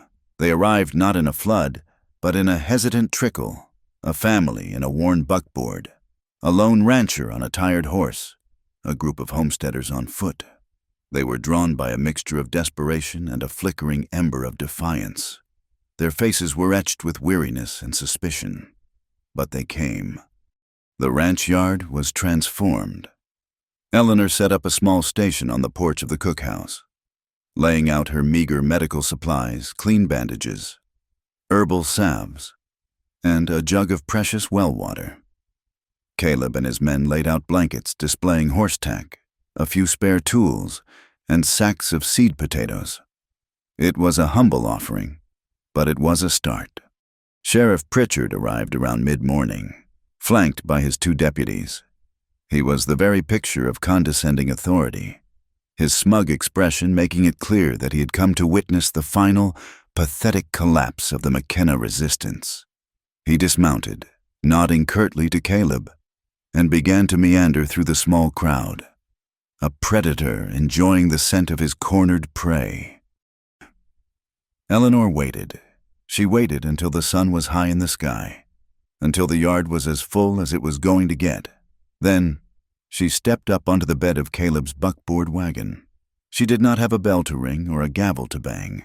She had only her voice and the power of the story she was about to tell. "Thank you all for coming," she began, her voice carrying in the tense silence. Everyone stopped their hushed conversations and turned to look at her. "I know these are difficult times. We are all feeling the pressure of a shadow that has fallen over this land. I came here a stranger, looking for my brother." On cue, Thomas helped James out of the main house. He was leaning heavily on a cane, his clothes hanging off his skeletal frame, but he was standing. A murmur went through the crowd. Some of the older ranchers recognized the Hart boy, who had passed through a couple of years back, full of youth and foolish dreams. "This is my brother, James," Eleanor said, her voice thick with emotion. "I found him in a place called Purgatory Gulch.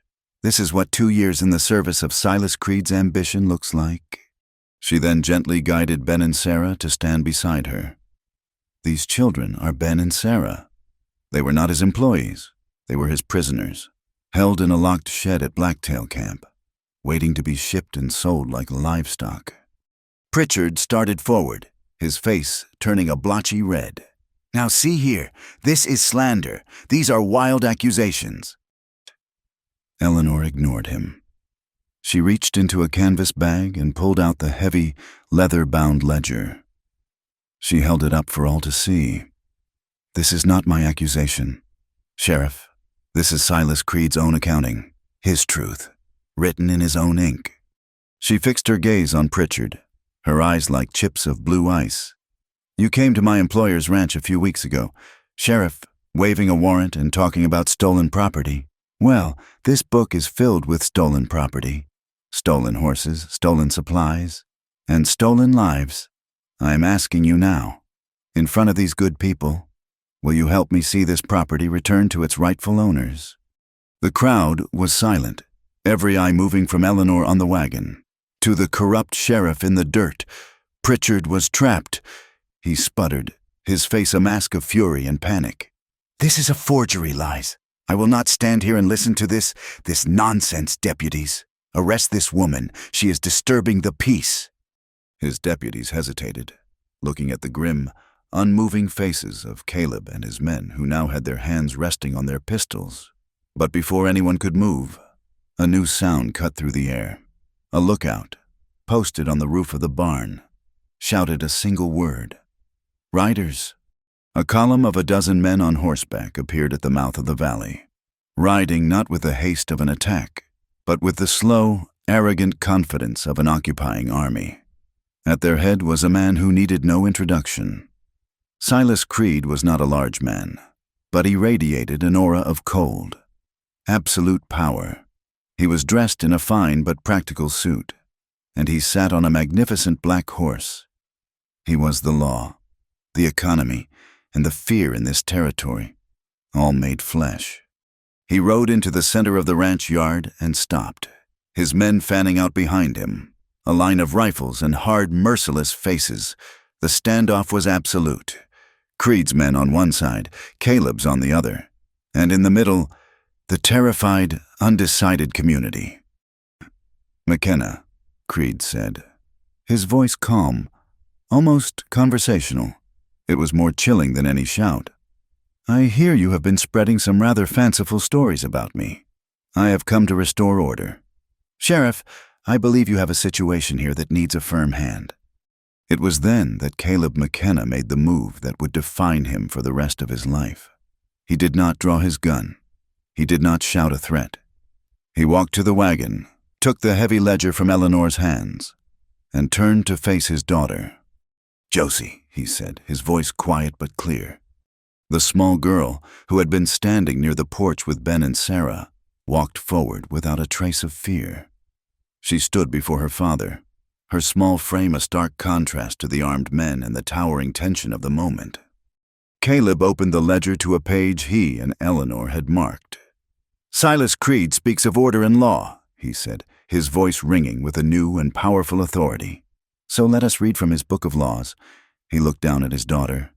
Read the names, Josie. Read them loud and clear. And she did. In the dead, ringing silence of the ranch yard, a 7-year-old girl's voice, clear and pure, began to read. Abel Johnson, expired. Rockfall, Michael O'Connell, transferred. Purgatory, Samuel Bell, terminated. The words, so cold and clinical, were a brutal litany of lost men. Then she turned a page. Inventory. Children.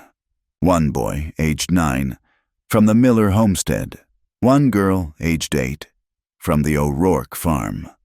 A woman in the crowd let out a heart-wrenching sob, a sound of pure agony. That is my boy! That is my Patrick! She cried, collapsing into her husband's arms. They told us he ran away to the city. Another man shouted, his voice thick with rage. O'Rourke's girl. They went missing together. Creed's foreman swore he saw them heading east. The dam of fear did not just crack, it shattered. The crowd was no longer an audience.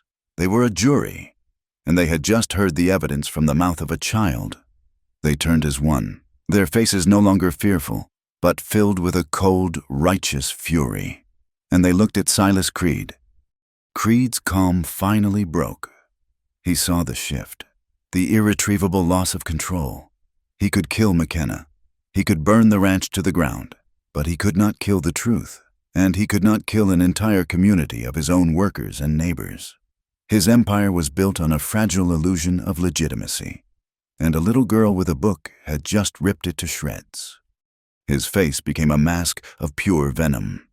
This is not over, McKenna, he hissed. He yanked his horse's reins, wheeling the animal around, and galloped out of the valley. his men following in his wake.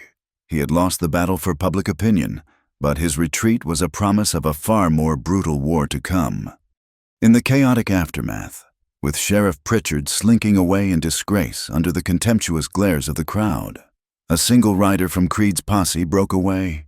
He was a young man, his face pale, who had clearly not signed on for this. He rode up to Tomas, who was standing near the corral. "You did not hear this from me," the young man said, his voice low and urgent, not wanting to be seen. "He is not just coming back with guns. I heard him talking to the foreman from the railroad line. He is bringing a blasting crew. Nitroglycerin. He is not just going to fight you. He is going to erase this place from the face of the earth." He spurred his horse and was gone, leaving Tomas with the chilling news. The war was entering its final, deadliest stage. They had won the hearts of the people, but now they would face the full, explosive fury of the man who had lost everything but his power to destroy. The news of the blasting crew landed with the force of a physical blow. Nitroglycerin. It was the weapon of an industrial god, a force meant not to defeat but to annihilate. There was no defending the ranch against such power. A direct assault would be a massacre. The valley itself, their sanctuary, would become their tomb. Their only hope, their final, desperate stand, lay in the land itself. 2 miles north of the ranch, the only wagon-accessible route into the valley narrowed into a treacherous bottleneck known as Cactus Gorge. It was a place of soaring rock walls, giant saguaro cacti that stood like silent, ancient sentinels, and a floor of treacherous, shifting scree. It was a natural fortress, and it was there they would make their final gamble. They had less than a day. The plan was a symphony of their individual strengths. Dasan, moving with the quiet, focused energy of a hawk, spent hours high on the gorge's rim, loosening key boulders, creating a deadfall trap of terrifying potential, held in place by a few precariously balanced rocks. Caleb, his face a grim mask of leadership, organized their small army. It was not just his hands. Tomas, Samuel, and Billy. It was a dozen homesteaders and small ranchers who had seen the truth in Josie's reading and had thrown their lot in with the McKennas. They were outnumbered and outgunned, but they were fighting for their homes, their children, their very existence. Eleanor's role was not to fight, but to heal. At the mouth of the gorge, in the shelter of a wide stone overhang, she established a field hospital. It was a stark, pathetic sight, a few blankets laid on the dusty ground, her medical kit open and ready, and buckets of precious water hauled from the nearly dry well. It was an act of defiant compassion, a statement that even in the face of annihilation, they would value and protect life. Young Josie, her face pale but her eyes resolute, was appointed her runner, a small, swift link between the firing line and the station of mercy. Their final preparation was an act of faith. Before leaving the ranch, Eleanor had helped Caleb draft a message, which Tomas had ridden 20 miles in the dead of night to the nearest telegraph station to send. It was addressed to the federal marshal in Santa Fe, a desperate plea for intervention, detailing Creed's crimes and citing the evidence of the ledger. They had no idea if it had been received, or if it would be acted upon. It was a single seed of hope cast into the wind. Creed's army arrived just after noon, a black snake of men and wagons kicking up a plume of dust that was visible for miles. They moved with an arrogant, unhurried pace.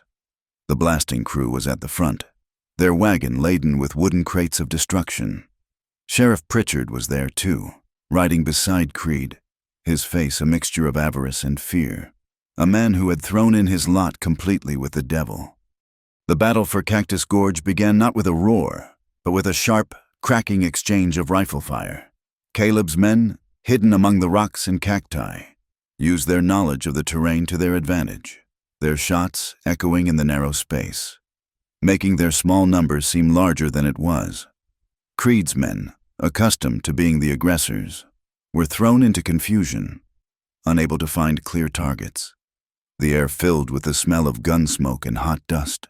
The tall cacti, silent for a century, were suddenly scarred by stray bullets, their long shadows stretching across the gorge floor like the spears of a phantom army. Josie was a blur of motion, her small legs pumping as she ran between her father's position and Eleanor's station, carrying messages about ammunition, the position of the enemy, and the needs of the wounded. She was no longer just a child.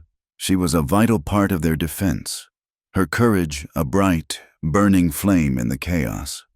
The moment came when Creed, infuriated by the delay, ordered the blasting wagon forward. Clear a path, he roared. Bring the whole wall down on them. From his high perch, Dasan saw the wagon begin its slow, lumbering advance into the heart of the gorge. It was now. With a mighty heave, he threw his weight against the keystone. For a heart-stopping second, nothing happened. Then, with a low, groaning sound that grew into a deafening roar, the entire side of the canyon seemed to come alive. Boulders the size of horses and a river of rock and scree crashed down into the gorge, a cataclysm of earth and gravity. The rock slide was a masterpiece of controlled destruction. It did not hit the wagon directly, but landed 20 yards in front of it, creating an impassable wall of rubble. The lead horses screamed and reared, and the entire column of Creed's forces was thrown into panicked disarray. In that moment of chaos, Sheriff Pritchard revealed his true nature. Seeing Creed's plan in ruins, he tried to save himself. He wheeled his horse around, intending to flee, but found his path blocked by Samuel, the old ranch hand. Pritchard drew his pistol, but before he could fire, a homesteader brought the butt of his rifle down on the sheriff's arm, sending the gun flying. He was dragged from his horse, his betrayal complete and his authority a shattered ruin. Creed was a trapped animal. His way forward was blocked. His men were in chaos, and his aura of invincibility was gone.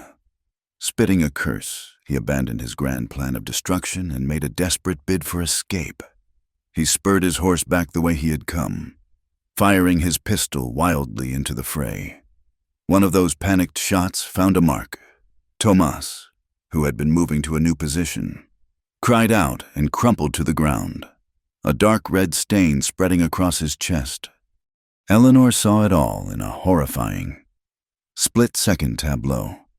She saw Creed, the architect of all their suffering, the man who had stolen her brother's life and Dasan's sister, making his escape. Every fiber of her being screamed for his capture, for justice. But she also saw Tomas, her friend, bleeding his life into the dust. The choice was not a choice at all. It was the core of who she was. She ran from the shelter of her aid station, not toward her enemy, but toward her fallen friend, her medical bag banging against her side. Justice could wait. Life could not. While she knelt in the dust, her hands working desperately to staunch the flow of blood from Tomas's chest, Dasan moved. He had seen Creed's escape, and he had seen Tomas fall. With Eleanor tending to the wounded, the task of final justice fell to him. He flowed down from the rim of the gorge, not with the explosive rage of a man seeking vengeance, but with the cold, silent purpose of an executioner. The chase was short and brutal. Creed, his horse now wounded, was forced to abandon the animal and scramble into a narrow, dead-end box canyon. He turned, his pistol empty, his fine suit covered in dust, and found Dasan blocking the only exit. The Apache warrior was a terrifying specter, his face unreadable, his knife now in his hand. "So this is it," Creed panted, a sneer twisting his lips. "To be killed by a savage in a ditch? Do it, then. Get it over with." Dasan walked toward him, the knife held low.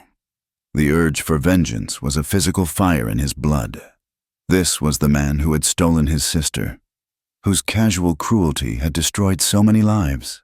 One quick movement, and it would be over. Justice would be served. But as he raised the knife, he looked past Creed, back toward the mouth of the gorge. He could see the small crowd of homesteaders who had gathered, their faces turned toward this final confrontation. He saw Caleb, standing over the bound form of Sheriff Pritchard. He saw Eleanor, a figure of mercy in a field of violence. And he knew with a sudden, profound clarity, that a private revenge would be a hollow victory. Killing Creed would end the man, but it would not end the idea of him. The community needed to see more than a dead body. They needed to see justice done, clean and undeniable. Under the full light of the law they all lived by. The truth, read from a ledger by a little girl, had been their most powerful weapon, and the truth demanded a final, public accounting. He lowered the knife. "No," he said, his voice quiet but absolute. "Your sentence will not be a quick death in the dust. It will be a long life in a cage, remembering the names of the people you destroyed." He stepped aside, gesturing with the knife. "The trial is over. It is time for the verdict." As if summoned by his words, a new group of riders appeared at the far end of the gorge. They were not ranchers or homesteaders. They were uniformed men, led by a tall, graying man with a silver star on his chest. The federal marshal had arrived. The falling action was swift, the end of the battle as clean and decisive as Dassan's choice. Sheriff Pritchard, sputtering threats and excuses, was bound and handed over to the marshal's deputies. The ledger, the irrefutable proof of Creed's empire of suffering, was given to the marshal, who looked through it with a grim, tightening jaw. Silas Creed, the untouchable king of the territory, was led out of the Box Canyon in chains, his face a mask of disbelief and impotent rage. He was placed under arrest, the marshal reading the charges in a loud, clear voice for all to hear. Eleanor, her hands covered in blood, looked up from her work. She had packed the wound, stopped the bleeding. Thomas was weak, but he would live. She had won her battle. In the days that followed, the marshal's men, using the information in the ledger, swept through Creed's network. Children were found and returned to their weeping families. Men, held in conditions of near slavery, were freed. The empire of fear had crumbled, its foundations turned to dust by the courage of a few and the power of a simple, written truth. The world did not change overnight. The Battle of Cactus Gorge was a victory, but the scars on the land and on the people were deep. In the weeks that followed the arrest of Silas Creed and his cronies, a fragile, exhausted peace settled over the valley. And then, the rains came. It was not the violent, furious downpour of a summer storm, but a soft, persistent rain that fell for days, a gentle, cleansing benediction from a forgiving sky. It washed the soot from the scorched earth, turned the blackened hills a hopeful shade of green, and filled the long, dry creek bed with the happy, chuckling sound of running water. It was a season of renewal, a time for healing and for building anew. James, Eleanor's brother, slowly began to mend under her watchful care. The fever broke, and the haunted, vacant look in his eyes was gradually replaced by a quiet recognition of his own survival. Tomas, with a long and painful recovery ahead, became the first official patient of what the ranchers now jokingly called Eleanor's Clinic. The community, freed from the stranglehold of fear, began to reconnect. Families that had been isolated by Creed's blockade now shared what they had, their combined poverty amounting to a surprising wealth of spirit. The lessons in the cookhouse had never stopped. Every evening, the circle of light from Eleanor's oil lamp had been a small, defiant beacon of order. But the cookhouse was too small for the number of children who now came. Their parents, having seen the power of Josie's reading, asking if their own sons and daughters could learn. The idea for the schoolhouse was born from this simple, growing need. It was Caleb who gave the idea a home. "The old stables at the north end of the valley," he announced one evening, his voice carrying the easy authority of a man comfortable in his own skin. "They have not been used in years. The wood is sound. We will tear them down and use the timber to build something that will last." And so they did. The act of construction was an act of communal healing. Men who had stood shoulder to shoulder fighting a fire now stood side by side raising a new roof. They were no longer just Creed's victims or McKenna's allies. They were neighbors, building a future for their children. Caleb was there every day, his sleeves rolled up, his laughter more frequent and his orders softer than anyone had ever heard before. He had transformed from a gruff, solitary patriarch into the quiet, steady heart of his community. While the schoolhouse took shape, another more solemn work was being done. Dasan, with the meticulous records from Creed's ledger as his map, began a series of long journeys. He became a connector of broken threads, a messenger of difficult truths and improbable homecomings. He traveled the long, dusty roads of the territory, finding the families of the men who had perished in Creed's mines, returning what little possessions they had left, and giving them the dignity of knowing their loved one's fate. Sometimes, Eleanor went with him. On journeys to settlements where sickness had taken hold, her skills as a doctor and nurse were a godsend. They would ride for days in a comfortable silence. Their partnership forged in fire and ice now settled into a deep, unspoken understanding. They were two sides of the same coin. He was the pathfinder who navigated the harsh wilderness of the land, and she was the one who navigated the equally treacherous wilderness of the human heart, mending the wounds that were not visible to the eye. On one of these journeys, a rider brought them a message, forwarded from the federal marshal. A group of captives, part of a shipment destined to cross the border, had been intercepted and freed by a patrol. Among them was a young Apache girl. Her name was Nalin. The reunion took place at a small, dusty outpost near the border. Dasan's sister was thin, and her eyes held a shadow of the horrors she had seen. But the moment she saw her brother, the old, bright fire returned to them. Dasan, the stoic warrior who faced down armies without flinching, simply opened his arms, and his sister ran into them. He held her, his eyes closed, his body trembling with the release of a grief he had carried for so long it had become a part of him. Eleanor stood back and watched, her own eyes filled with tears, as the final, deepest wound of their long battle was finally, blessedly, healed. The day the schoolhouse was dedicated, a warm afternoon in late autumn, the entire valley gathered. The building was humble, a single room made of weathered, repurposed timber, but it smelled of fresh-cut pine and new beginnings. It stood on the very spot where a stable had once housed the horses that Creed had tried to steal, a powerful symbol of a community that had chosen knowledge over property, the future over the past. Caleb stood on the porch of the main house, watching his daughter Josie as she stood by the schoolhouse door, practicing the few lines she was to speak. She was to be the assistant teacher, a proud title she had earned with her dedication and her quick mind. He watched her, a small, confident figure in a clean dress, and a slow, warm smile spread across his face. He remembered that first day, the dust, the heat, and his own foolish, arrogant words. "Lady, you're here to cook." He shook his head slowly, a quiet laugh rumbling in his chest. He had been so sure of the world then, so certain of the lines that divided a person's purpose. He had been a fool.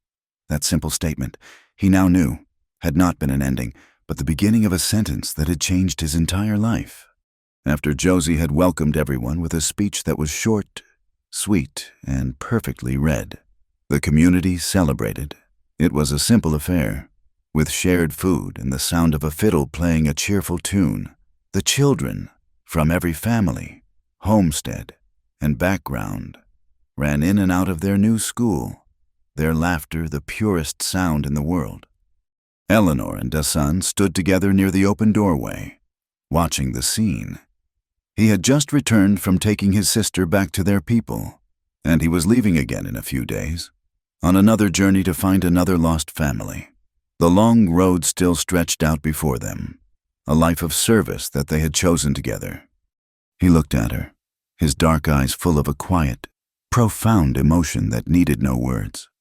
She had started as a woman searching for one lost person, and had become a woman who had given a home to the minds of dozens.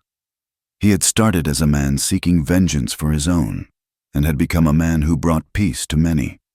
She smiled, a soft, genuine smile that reached her eyes. "It is a good day," she said. "It is a good beginning," he replied. As they stood there, a silent promise of all the days and journeys to come, their hands, hanging by their sides, found each other. His fingers, strong and calloused, gently intertwined with hers. It was a simple, quiet touch, a grounding connection that spoke of a love that was not built on grand passion, but on shared battles, mutual respect, and a quiet, unshakable faith in each other. Outside the valley, the world was still a hard and unforgiving place, but here, in the circle of the mountains, a small community had chosen humanity. They had learned that the truest justice was not about winning a fight, but about saving a life. They had learned that a family was not just made of blood, but was forged in the fires of shared struggle and shared hope. And on the windowsill of the small, humble schoolhouse, an oil lamp burned brightly, its steady flame a promise that a little light, held with gentle courage, could indeed push back the darkest night. Thank you for listening to our story. Please comment where you are listening from so we can all connect and share our thoughts. And do not forget to subscribe to our channel Wild West Tales. Like the video, and support us further by pressing the hype button so this story can be heard by more people.